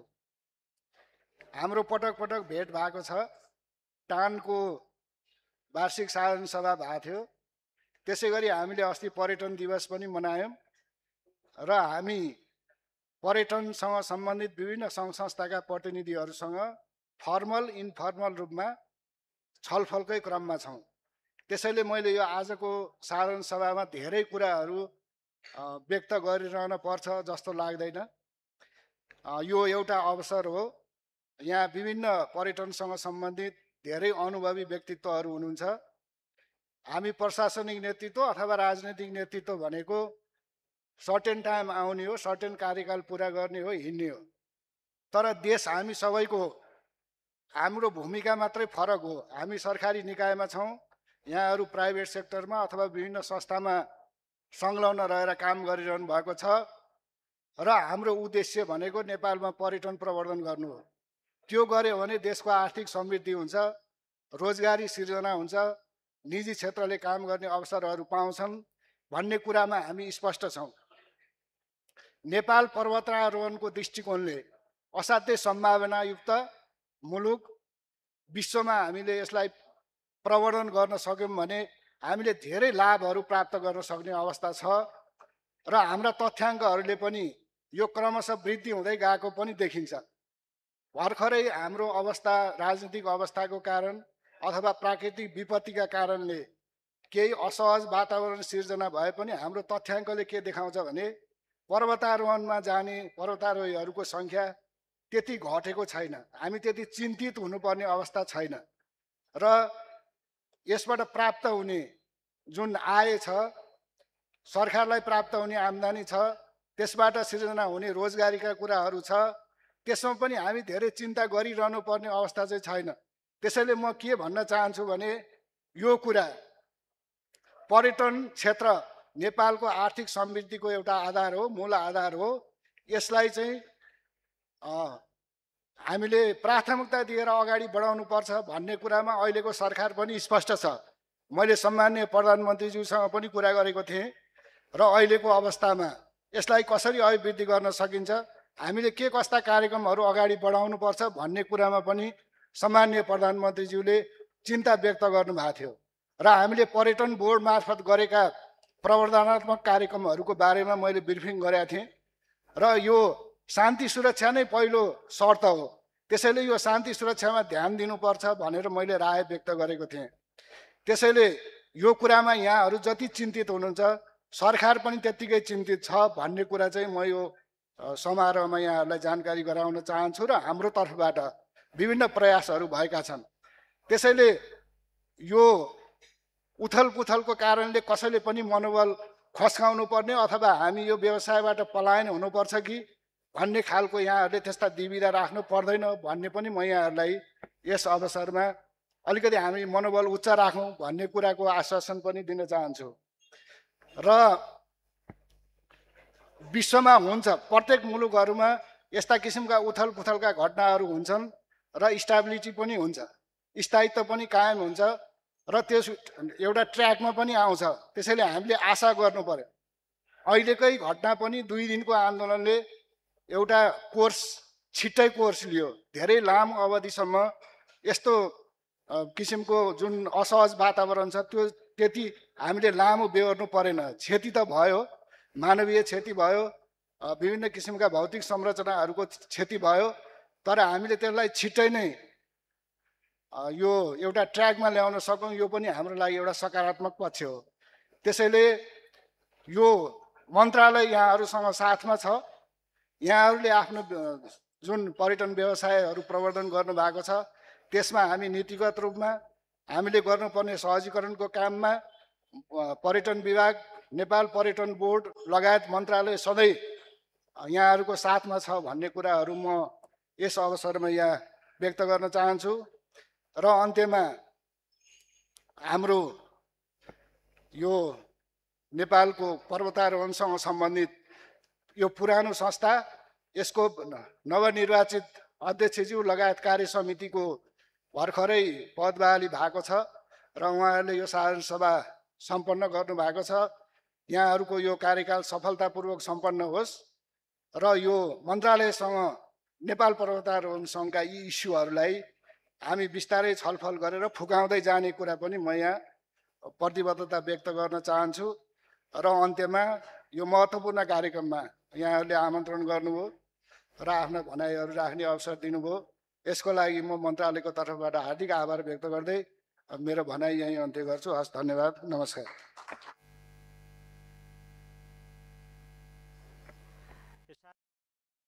श्रीमान सचिवज्यूलाई धेरै धेरै धन्यवाद। अब हामी कार्यक्रम, यो पहिलो चरणको कार्यक्रमको अन्तिम चरणमा आइपुगेका छौँ र यो क्रममा आजको यस कार्यक्रमका प्रमुख अतिथि श्रीमान सचिवज्यूलाई मायाको चिनो प्रदान गर्ने कार्यक्रम रहेको छ। नेपाल पर्वतारोहण सङ्घको तर्फबाट यो मायाको चिनो प्रदान गरिदिनुको लागि म यस सङ्घका अध्यक्ष, आजको यस कार्यक्रमका सभापति फुर्गेलजी शेर्पाज्यूलाई अनुरोध गर्दछु र यो मायाको चिनो ग्रहण गरिदिनुको लागि श्रीमान सचिवज्यूलाई हार्दिक अनुरोध गर्दछु र उहाँको लागि एकचोटि जोरदार ताली पनि बजाइदिनु म अनुरोध गर्दछु।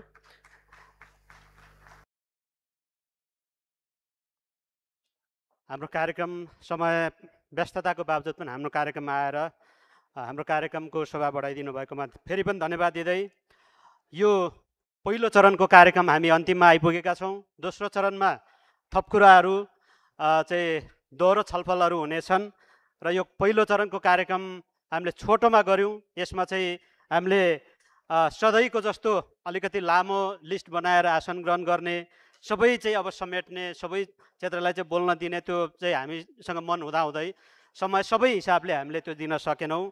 म कार्यक्रम उद्घोषकको तर्फबाट, आयोजकको तर्फबाट क्षमा चाहन्छौँ र अब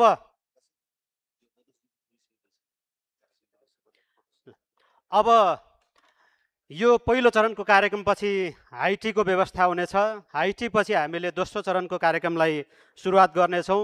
यो पहिलो चरणको कार्यक्रम सकिने बित्तिकै कार्य समिति र आजको हाम्रो अतिथिज्यूहरूसँग फोटो सेसन गर्ने कार्यक्रम पनि राखिएको छ। त्यसैले म कार्य समितिको साथीहरूलाई तयारी अवस्थामा रहिदिनु हुन अनुरोध गर्दै र यो कार्यक्रम सञ्चालन गर्ने क्रममा कहीँ तल माथि भएको खण्डमा म क्षमा माग्दै आजको यो कार्यक्रम आफ्नो महत्त्वपूर्ण भनाइ राख्दै समापन गरिदिनु हुनको लागि फुर्गेलजे शेर्पाज्यूलाई अध्यक्ष फुर्गेलजे शेर्पाज्यूलाई अनुरोध गर्दै म प्रकाश कालिङ यहाँहरूबाट बिदा हुन्छु। हस्त, धन्यवाद, नमस्कार। धन्यवाद प्रकाशजी। आजका यस कार्यक्रमका प्रमुख अतिथि श्रीमान संस्कृति पर्यटन तथा नागरिक उड्डयन सचिवज्यू, सोही मन्त्रालयका पूर्व सचिव श्री सुरेशमान श्रेष्ठज्यू, पर्यटन विभाग नेपाल पर्यटन बोर्डका बोर्ड सदस्यज्यूहरू र सिओ साहब, सम्पूर्ण नेपाल पर्यटन सङ्घका पूर्वाध्यक्षज्यूहरू र सल्लाहकारज्यूहरू, विभिन्न संस्थाबाट पाल्नु भएका विशेष गरी टानका अध्यक्षज्यू, नाटक अध्यक्षज्यू, हानका अध्यक्षज्यू, हिमालयन रेस्क्यु एसोसिएसनका एचआरएका अध्यक्षज्यू, एक्सप्रेसन अपरेटर एसोसिएसनका अध्यक्षज्यू, सगरमाथा आरोही सङ्घका अध्यक्षज्यू, विशिष्ट कीर्तिमान कायम राख्नुहुने आरोहीज्यूहरू, यहाँ उपस्थित हुने सम्पूर्ण आदरणीय प्रबन्धकज्यूहरू, विभिन्न संस्थाबाट पाल्नुहुने अन्य पदाधिकारीज्यूहरू, प्रबन्धन सङ्घका मेरा पदाधिकारी र सदस्य साथीहरू, मैले एकदमै आदर गर्नुपर्ने असाध्यै आदरणीय व्यक्तित्वज्यूहरू यहाँ हुनुहुन्छ, प्रबन्धन नेपाल प्रबन्धन सङ्घका आदरणीय सदस्यज्यूहरू, उपस्थित सम्पूर्ण नेपाल प्रबन्धन सङ्घका सदस्यज्यूहरू र उपस्थित महिला सज्जनवृन्द र पत्रकारज्यूहरू, यहाँहरू सबलाई म हार्दिक धन्यवाद दिन चाहन्छु। हामी निर्वाचित भएको छोटो समय नै हो। सर्वप्रथम त हामीलाई निर्वाचित गरेर यहाँ पठाउनु भएकोमा तपाईँहरू सम्पूर्ण सदस्यज्यूहरूलाई म हार्दिक पुनः धन्यवाद दिन चाहन्छु आजको यस हाम्रो एजिएम मार्फत।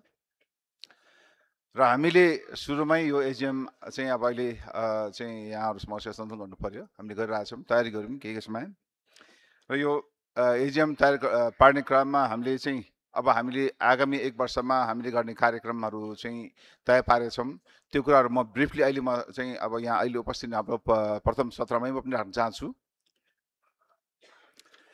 अब म एकदम विषयवस्तुहरूमै जान चाहन्छु। सबभन्दा पहिले नेपालको पर्वतीय पर्यटन, नेपालको पर्यटनको सबैभन्दा ठुलो खम्बा, यो ब्याकबोन हैन।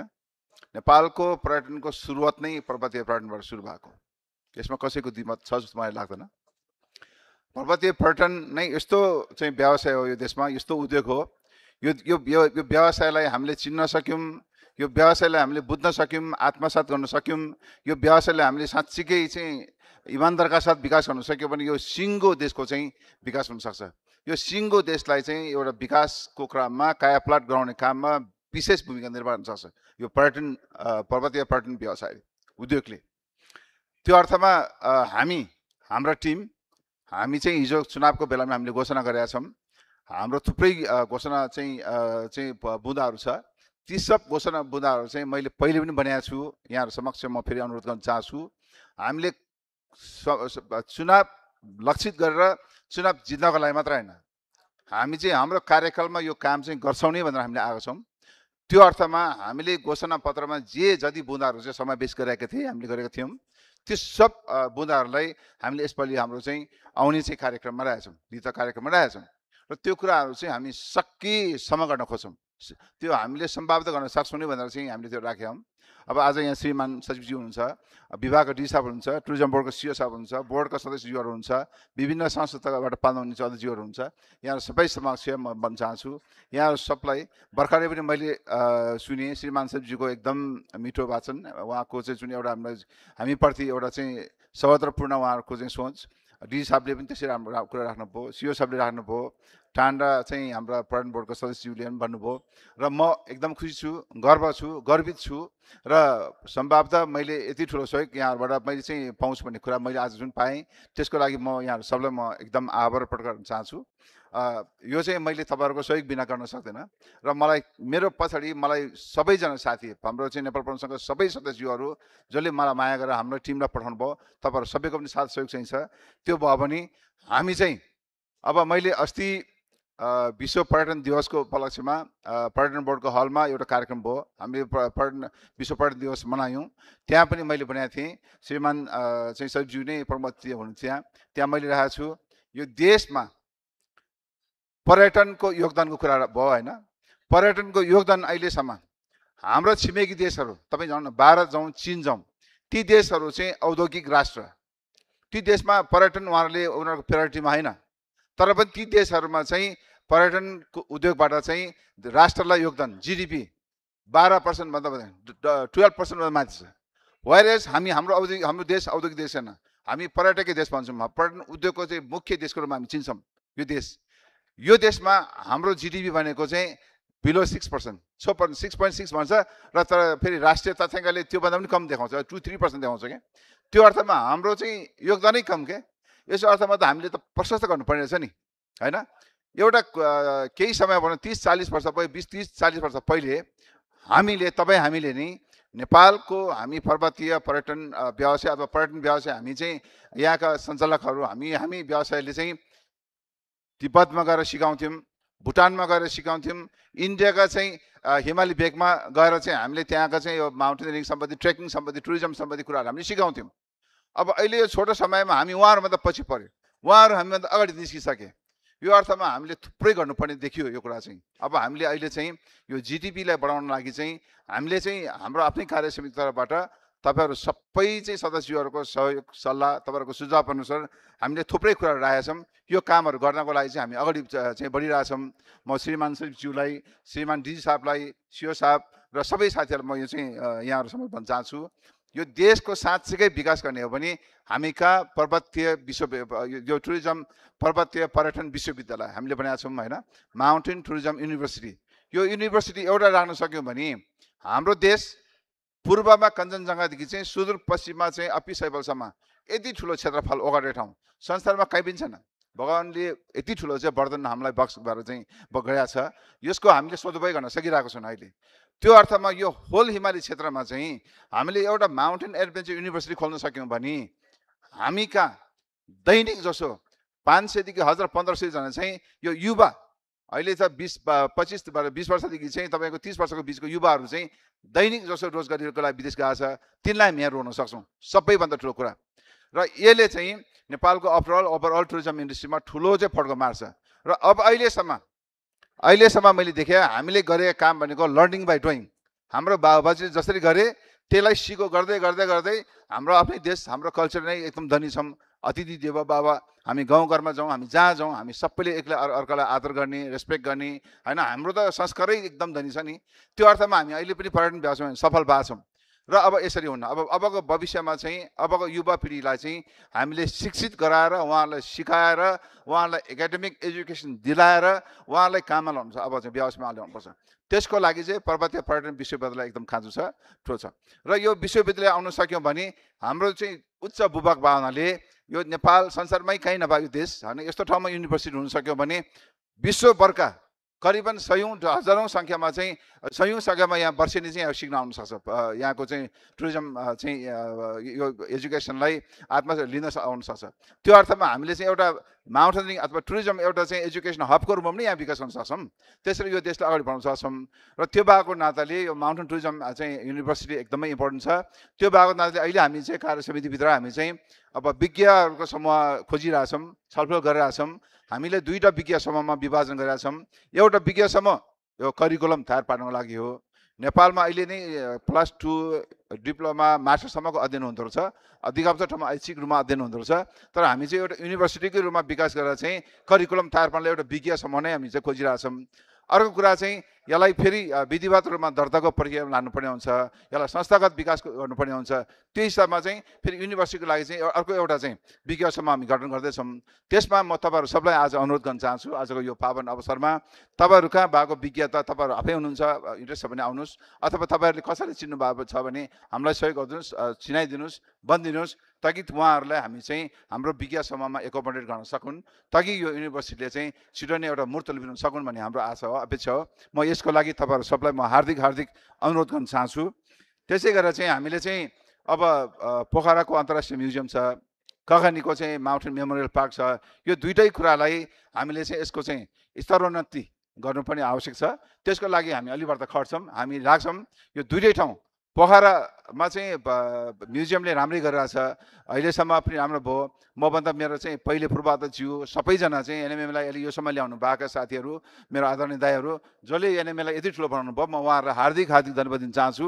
र अब हाम्रो चाहिँ काँधमा चाहिँ यो म्युजियम र यो माथिको चाहिँ यो ककनीको चाहिँ यो के अरे माउन्टेन मेमोरियल पार्कलाई अहिले जे गतिमा छ त्योभन्दा एक स्तर माथि अपग्रेड गरेर चाहिँ अलिकति अन्तर्राष्ट्रिय स्तरको हामीले विकास गर्नको लागि हामी लागिरहेछौँ। यसमा पनि म तपाईँहरू सबलाई, तपाईँहरूले जानेको एक्सपर्टिज, तपाईँहरूले जानेका चाहिँ सबै हर किसिमका सहयोगको लागि म तपाईँहरूलाई म हार्दिक अनुरोध गर्न चाहन्छु। अरू चाहिँ हामीले सबैभन्दा इम्पोर्टेन्ट हामीलाई गर्न खोजेको चाहिँ एउटा इभ्याकुएसन नेटवर्क हो, रेस्क्यु चाहिँ सञ्जाल एउटा खडा गर्न लागेछौँ। नेपालको हिमालहरूमा सदैव वर्षैपछि देखेका छौँ क्या हामीले केही न केही घटना, कुनै बेला पहिरो गएको छ, कुनै बेला मान्छे खराबसमा परेको छ, कुनै बेलामा बाटो भत्किएको छ, कुनै बेलामा जहाज दुर्घटना भएको छ। अहिले त राम्रो अब हामी टचवुड यो बिचमा त्यस्तो केही हुन सकेन, तर प्रत्येक वर्ष जुन दिन हुन्छ त्यो यतिखेर हुँदो रहेछ जतिखेर चाहिँ खराब मौसम हुन्छ। फेरि हाम्रो पहाडी भूभागमा मौसम बिग्रिन थालेपछि 5 दिन 6 दिन 8 दिन 10 दिन कन्टिन्युसली मौसम बिग्रिन्छ। जतिखेर यो रेस्क्यु भनेको चाहिँ के रहेछ भने, रेस्क्यु भनेको चाहिँ हामीले इमिडिएटली इभ्याकुएट गर्न सक्यो भने मान्छेको लाइफ बच्यो। तर जब 10-15 घन्टा 20 घन्टा चाहिँ क्रस हुँदै जान्छ त्यो पछि चाहिँ the chances of living is त्यो एकदम मिनिमम हुँदै जाँदछ। त्यो भएको हुनाले हामीले काठमाडौँमा एनएमए हामी सल्लाह गर्छौँ, नेपाल पर्यटन बोर्डसँग कुरा गर्छौँ, टान हान नाटा नारासँग बस्छौँ। बसिसकेपछि चाहिँ हाम्रो सबै ठाउँ अन्नपूर्ण, कञ्चनजङ्घा, मकालु, लाङटाङ यी सबै हिमाली क्षेत्रहरूमा चाहिँ त्यहाँका स्थानीय मानिसहरू 20-25 जनाको सङ्ख्यामा युवा हुनसक्छ, त्यहाँका कर्मचारी हुनसक्छ, सबै त्यहाँका होटेलहरू हुन्छ, उहाँहरू सबैसँग बसेर प्रत्येक ठाउँमा हामी गएर चाहिँ रेस्क्यु सम्बन्धी उहाँलाई ट्रेनिङ दिन्छौँ। ट्रेनिङ दिइसकेपछि ती साथीहरूलाई रेस्क्यु सम्बन्धी उपकरण इक्विपमेन्ट पनि एक सेट त्यहीँ राखिदिन्छौँ। त्यो राखेपछि हिमालमा हुने कुनै पनि घटना, दुर्घटना अथवा चाहिँ कुनै पनि चाहिँ डिजास्टर्स त्यहाँ हुनसक्छ। त्यतिखेर हामी काठमाडौँबाट चाहिँ वेदर बिग्रिए पनि हाम्रो एक्सपर्ट जान नपरिकन हामी त्यहाँका चाहिँ लोकल एक्सपर्टलाई हामी चाहिँ डिप्लोइड गर्छौँ। त्यो गर्न सक्यौँ भने तुरुन्तै सबै ठाउँमा चाहिँ उद्धार गर्न सक्छौँ र मानिसहरूको जीवन बचाउन सक्ने चाहिँ सम्भावना एकदम ठुलो हुन्छ। त्यो अर्थमा यसको लागि हामी चाहिँ भोलिको दिनमा नेपाल पर्यटन बोर्ड मन्त्रालयको चाहिँ स्वीकृतिमा श्रीमानसँग अनुरोध गर्छौँ, श्रीमान शिवज्यूसँग डी साहब यहाँ हुनुहुन्छ र सबै संस्थासँग मिलेर चाहिँ एउटा ठुलो चाहिँ एउटा सञ्जाल हामी बनाउन खोजिरहेछौँ। र हिजो पनि हामीले सुरु गऱ्यौँ, अस्ति चाहिँ यो शुक्रबार शनिबारको अविरल वर्षमा पनि हामीले अलिकति सुरु गऱ्यौँ। हामीले चाहिँ एचआरएलाई रिक्वेस्ट गऱ्यौँ, हामीले चाहिँ एनआइएम त्यो नेसनल माउन्टेन गाइडसँग अनुरोध गऱ्यौँ, माउन्टेन लिडरसँग पनि रिक्वेस्ट गऱ्यौँ। हामीले चाहिँ नाराका साथीहरूसँग बस्यौँ र नेपाल प्रहरीसँग एसएसपी साहब हुनुहुन्थ्यो पाटनको, उहाँसँग ललितपुरको, उहाँसँग समन्वय गरेर हामीले चाहिँ यसपालिको त्यो जरीमा हामी शनिबार दिनभरि हामी खट्यौँ। हामीले चाहिँ रोप, हामीले चाहिँ बोट, हामीले चाहिँ त्यो ट्युब, हामीले सबै सेट हामी लिएर गएर हामी होल डे बस्यौँ, राति त्यहाँ बस्यौँ। हाम्रो टिम बस्दाखेरि चाहिँ हामीले चाहिँ सुरुमै अलिकति हामी आफै सतर्क भएको हुनाले धेरै घटनाहरू हुन सकेन। यसपालि भएन, अविरल वर्ष पनि अलिक छिटै रोकियो होइन, तर भएन। तर पनि केही भयो भए हामी त्यहाँ हुन्थ्यौँ। हामीले प्रयास गऱ्यौँ नि यसपालि, भनेपछि यो काम लाग्दो रहेछ। अब यसलाई अझ सशक्त ढङ्गबाट चाहिँ यसको स्तर अलिक बढाएर यसलाई अझै हामी ठुलो चाहिँ टिम बनाएर चाहिँ यसलाई चाहिँ एउटा राष्ट्रिय स्तरमा, राष्ट्रिय रूपमा यो एउटा चाहिँ सञ्जाल इभ्याकुएसन चाहिँ नेटवर्कको चाहिँ कन्सेप्ट हामी गरिरहेका छौँ। यसको लागि म यहाँहरू सबैलाई फेरि अनुरोध गर्छु र हाम्रो कार्यक्रममा पनि रहेछौँ, हामी यो कार्यक्रम गर्छौँ। अर्को कुरा चाहिँ पिकको प्रोफाइल छ, नेपाल पर्यटन सङ्घको पिकको प्रोफाइल जे छ त्यो प्रोफाइललाई हामीले अलिकति अपग्रेड, अलिकति बढ्दा अपडेट, अलिक बढ्दा चाहिँ विकसित परिमार्जित गर्न खोजिरहेछौँ। यसमा हामी लागिरहेछौँ।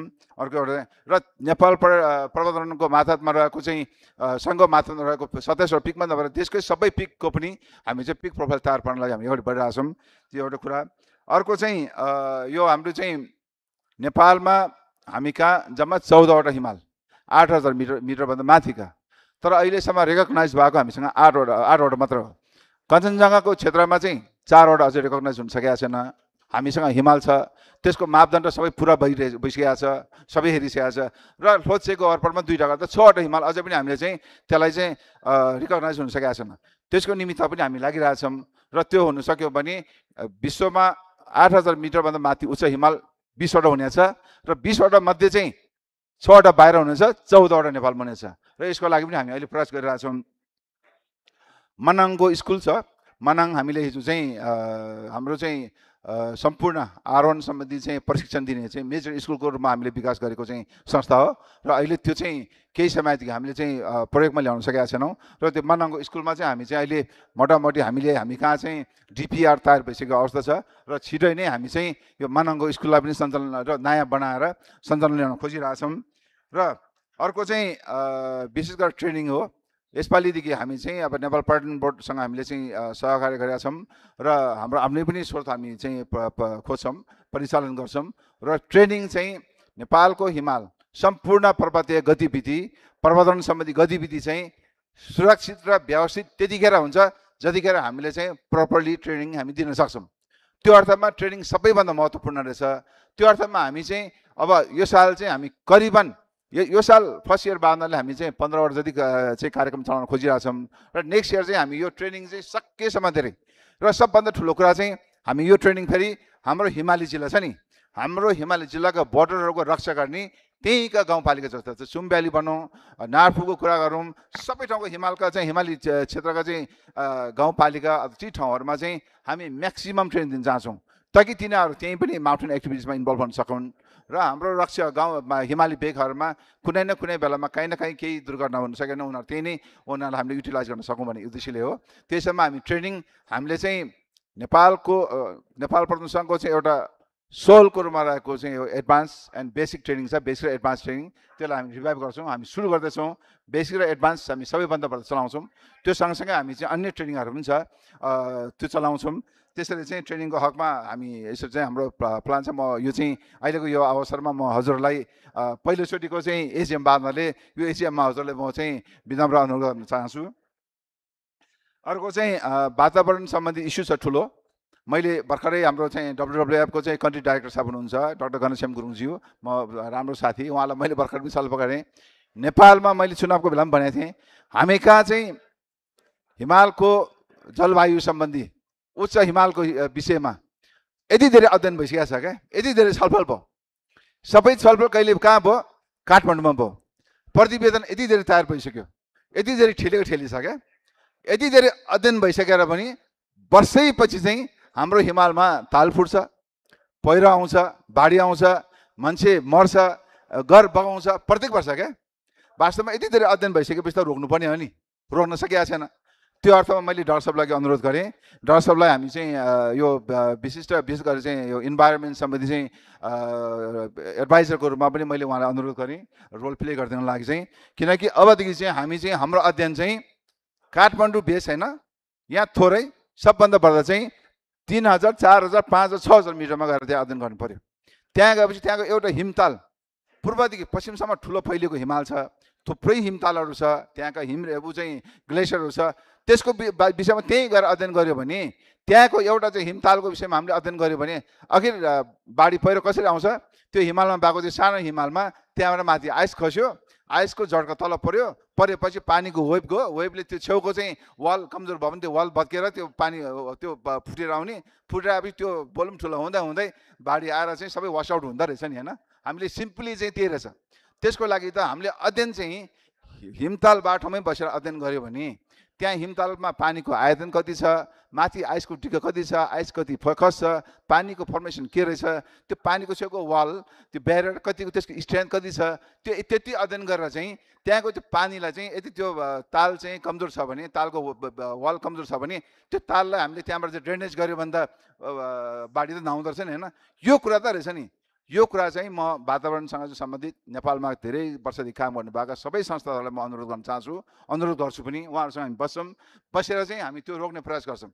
यदि त्यो हुन सक्यो भने बल्ल चाहिँ बाढी पहिरो चाहिँ आउनु छोड्छ, होइन भने चाहिँ वर्षैपछि यो बाढी पहिरो आएको गर्छ। हामी यहाँ अध्ययन गर्छौँ, यहाँ कार्यक्रम गर्छौँ, हिमालको बाढी पहिरो चाहिँ आउनु छोड्दैन। त्यो अर्थमा यो यसको लागि पनि हामी सबभन्दा बढ्दा काम गर्न खोजिरहेछौँ। अनि अर्को अनुरोध चाहिँ म तपाईँलाई अनुरोध गर्न चाहन्छु, अब यो नेक्स्ट इयर 2026मा चाहिँ UIAA को चाहिँ जनरल एसेम्ब्ली नेपालमा हुँदैछ। त्यसमा पनि यो चाहिँ जनरल एसेम्ब्ली हामी भव्यताका साथ यहाँ नेपालमा सम्पन्न गरौँ। त्यसको लागि पनि म चाहिँ सम्पूर्ण यहाँ उपस्थित हुने सम्पूर्ण चाहिँ मेरो आदरणीय व्यक्तित्वहरू सबै सदस्यहरूलाई म अनुरोध गर्न चाहन्छु। अब ती बाहेक अब हामीले मेम्बरसिप रिन्युको कुरा राखेका छौँ। यसपालि मेम्बरसिप चाहिँ सबै किसिमका मेम्बरसिपलाई रिन्यू गर्नलाई आगामी 6 महिनासम्मको लागि चाहिँ हामीले चाहिँ 10% मात्रै लिएर 90% चाहिँ त्यो पेनल्टी वेभ गरेर चाहिँ रिन्यू गरेका छौँ। सबैजनाले मेम्बरसिप रिन्यू गरिदिनु म अनुरोध गर्न चाहन्छु। र फेरि यहाँ मेम्बरसिप हामीलाई निर्वाचनको दौरानमा हामीले धेरै मेम्बरसँग हामीले के सुन्यौँ भने यो मेम्बरसिप किन रिन्यू गर्ने, यो मेम्बरसिप भनेको के भोट हाल्नको लागि मात्र हो भन्ने कुरा आउनुभयो क्या। त्यो अर्थमा हामीले हाम्रो कार्यसमितिमा गम्भीर छलफल भयो। हामीले के छलफल गऱ्यौँ भने अब उपरान्त चाहिँ हाम्रो मेम्बरहरूलाई के सुविधा दिने भन्दाखेरि तत्काललाई चाहिँ हामी हाम्रो चाहिँ पोखराको म्युजियम, ककर्निका चाहिँ हाम्रो मेमोरियल पार्कमा त्यहाँ चाहिँ तपाईँहरू इन्ट्री हुँदाखेरि तपाईँहरूलाई इन्ट्रान्स फीमा 50% छुट नम्बर 1 हामी दिन्छौँ, दिन चाहन्छौँ। नम्बर 2 चाहिँ अब नेपाल पढाउन संघले जे ट्रेनिङहरू चाहिँ उपलब्ध गराउँछ नि ट्रेनिङहरू, त्यो ट्रेनिङहरूमा चाहिँ मेम्बर आफै जानु पऱ्यो भने 50% छुट र मेम्बरका परिवार छ भने 25% छुट। त्यो दिन सक्यो भने सबै मेम्बरहरूलाई अलिकति बेनिफिसियरी हुनसक्छ। एवं रूपमा हामी अझै छलफल गर्न सक्छौँ मेम्बरसिपले बेनिफिट के पाउन सक्छ, के गर्दाखेरि हाम्रो मेम्बरसिपहरू चाहिँ गर्वका साथ म नेपाल पढाउन संघको सदस्य हुँ भनेर भन्न सक्छ भोलिको दिनमा। त्यो कुराहरूमा हामी छलफल गर्छौँ, हामी छलफल गरिरहेका छौँ। यसरी चाहिँ हामी चाहिँ थुप्रै कार्यक्रमहरू अगाडि बढिरहेका छौँ। सरी अब यो लामो भयो र अब यी माथि सबै कुराहरू गर्नको लागि हामी हाम्रो कार्यसमिति अगाडि बढिरहेछौँ। हामी तपाईँहरूलाई के भन्न चाहन्छौँ भने चाहिँ हामी फजुल खर्च कम्प्लिटली हामी रोक्छौँ, एभोइड गर्छौँ। र अब तर त्यसको अर्थ फेरि कामै खर्चै नगर्ने भनेन, काम गर्नु पऱ्यो, काम गर्नलाई खर्च पनि चाहिन्छ, खर्च गर्नुपर्छ। र अर्को कुरा चाहिँ हामी इमान्दारपूर्वक हामीले फेरि एक ठाउँमा पैसा रोक्ने अर्को ठाउँमा ठ्याक्कै फेरि चाहिँ पैसा कमाउने खालको त्यस्तो उद्देश्य पनि हामी कसैले पनि राख्दिनौँ। म लगायत मेरो सबै टिमले त्यो गर्दैन, हामी इमान्दारपूर्वक काम गर्छौँ। र म यहाँहरूलाई आजको टिममा एउटा भन्न चाहन्छु, अस्ति सोसियल मिडियामा एउटा कुरा आएको छ, मेम्बर सदस्य चाहिँ हामीले नियुक्ति गर्दा 4 लाखको कुरा भयो। त्यो एकदम हामीले गम्भीर आपत्ति जनाएका छौँ। मैले चाहिँ त्यसको चाहिँ 24 घण्टाको पनि अल्टिमेटम दिएँ, मलाई दिनुहोस् भनेर भनेको त्यो साथीहरू नै हराउनु भयो, आउनु भएन, फोन पनि उठाउनु। यो गलत कुरा हो। यस्तो गलत कुराको चाहिँ यस्तो अफवाहको पछाडि चाहिँ म नलाग्नलाई म सबैलाई हार्दिक अनुरोध गर्न चाहन्छु। यो कम्प्लिट गलत कुरा हो। त्यस्तो कुरा हो भने त लिनु दिनु गर्नु त गम्भीर प्रकृतिको अपराध भए, सोच्न पनि अपराध हो, त्यो सोच्न पनि अपराध हो। त्यो कुराहरू चाहिँ यस्तो कुराहरूमा नलाग्न म सबैलाई म हार्दिक अनुरोध गर्न चाहन्छु। त्यति भन्दै अघि टानको अध्यक्षज्यूले भन्नुभयो यो एक्लैले सबै काम गर्न सक्दैन भन्ने कुरा हो। निश्चय रूपमा यो सत्य कुरा हो। यसमा टानको सबभन्दा प्रथम सहयोग चाहिन्छ। नेपाल पर्यटन बोर्ड, एचआरए, इओई, नाटा, हान यी सबैसँग नमिलिकन हामी एक्लैले सबै काम गर्न सक्दैनौँ। यी सब काम गर्नलाई मलाई तपाईँहरू सबैको चाहिँ नाटा सहयोग चाहिन्छ। एकदम तपाईँहरूको joining hand is the most essential to me, the most important to me. म त्यसको लागि तपाईँहरू सबैलाई म अनुरोध गर्न चाहन्छु। यसरी चाहिँ भोलिको दिनमा हामी हाम्रो यो 1 वर्षको कार्यक्रम मैले चाहिँ अब कार्यक्रममा हजुरले पढ्नु सक्नुहुन्छ, पढिसक्नु, तपाईँहरूको हातमा पढिसक्नु पाइसक्नुभयो। यो सबै कामहरू गर्नको लागि हामी अगाडि बढ्छौँ र त्यो कार्यहरू सबै गर्नको लागि म सम्पूर्ण म सचिवज्यूको चाहिँ नितान्त सहयोग र चाहिँ आशीर्वाद हामीलाई जरुरी छ। डी साहबको मलाई त्यतिकै जरुरी छ र टुरिज्म बोर्ड र हान टान नाटा र सबै चाहिँ उपस्थित हाम्रो चाहिँ पूर्वाध्यक्षज्यूहरू, सल्लाहकारज्यूहरू र सम्पूर्ण सदस्यहरू मलाई सहयोग चाहिन्छ। म सहयोगको लागि पनि अपिल गर्न चाहन्छु यहाँ। र सँगसँगै यो हाम्रो छोटो समयमा हामीले हजुरलाई अनुरोध गऱ्यौँ, हजुर सबैजना आइदिनु भयो। यति उत्साहपूर्वक यो एजिएम सम्पन्न गराउने निमित्त यहाँहरू आइदिनु भएको छ। म यहाँहरूलाई एकदमै बारीका चाहिँ धन्यवाद दिन चाहन्छु, हार्दिक धन्यवाद दिन चाहन्छु। त्यति भन्दै म आजको यस कार्यक्रममा आउनुभयो म सबैजना श्रीमान सचिवज्यूलाई म विशेष धन्यवाद दिन चाहन्छु। पूर्व सचिवज्यूलाई म हार्दिक धन्यवाद दिन चाहन्छु। डी साहबलाई धन्यवाद दिन चाहन्छु। टुरिज्म बोर्डको सिइओ साहबलाई धन्यवाद दिन चाहन्छु। त्यसै गरी चाहिँ सम्पूर्ण अध्यक्षज्यूहरू, बोर्डका पर्यटन बोर्डका सदस्यज्यूहरू र पूर्व अध्यक्ष सबैलाई म पुनः एकचोटि हार्दिक धन्यवाद दिँदै म यो कार्यक्रम यहीँ नै अन्तर्भाव घोषणा गर्न चाहन्छु र यहाँहरू सबलाई म हाइटीमा चाहिँ सामेल भइदिनुलाई म हार्दिक अनुरोध गर्न चाहन्छु। धन्यवाद।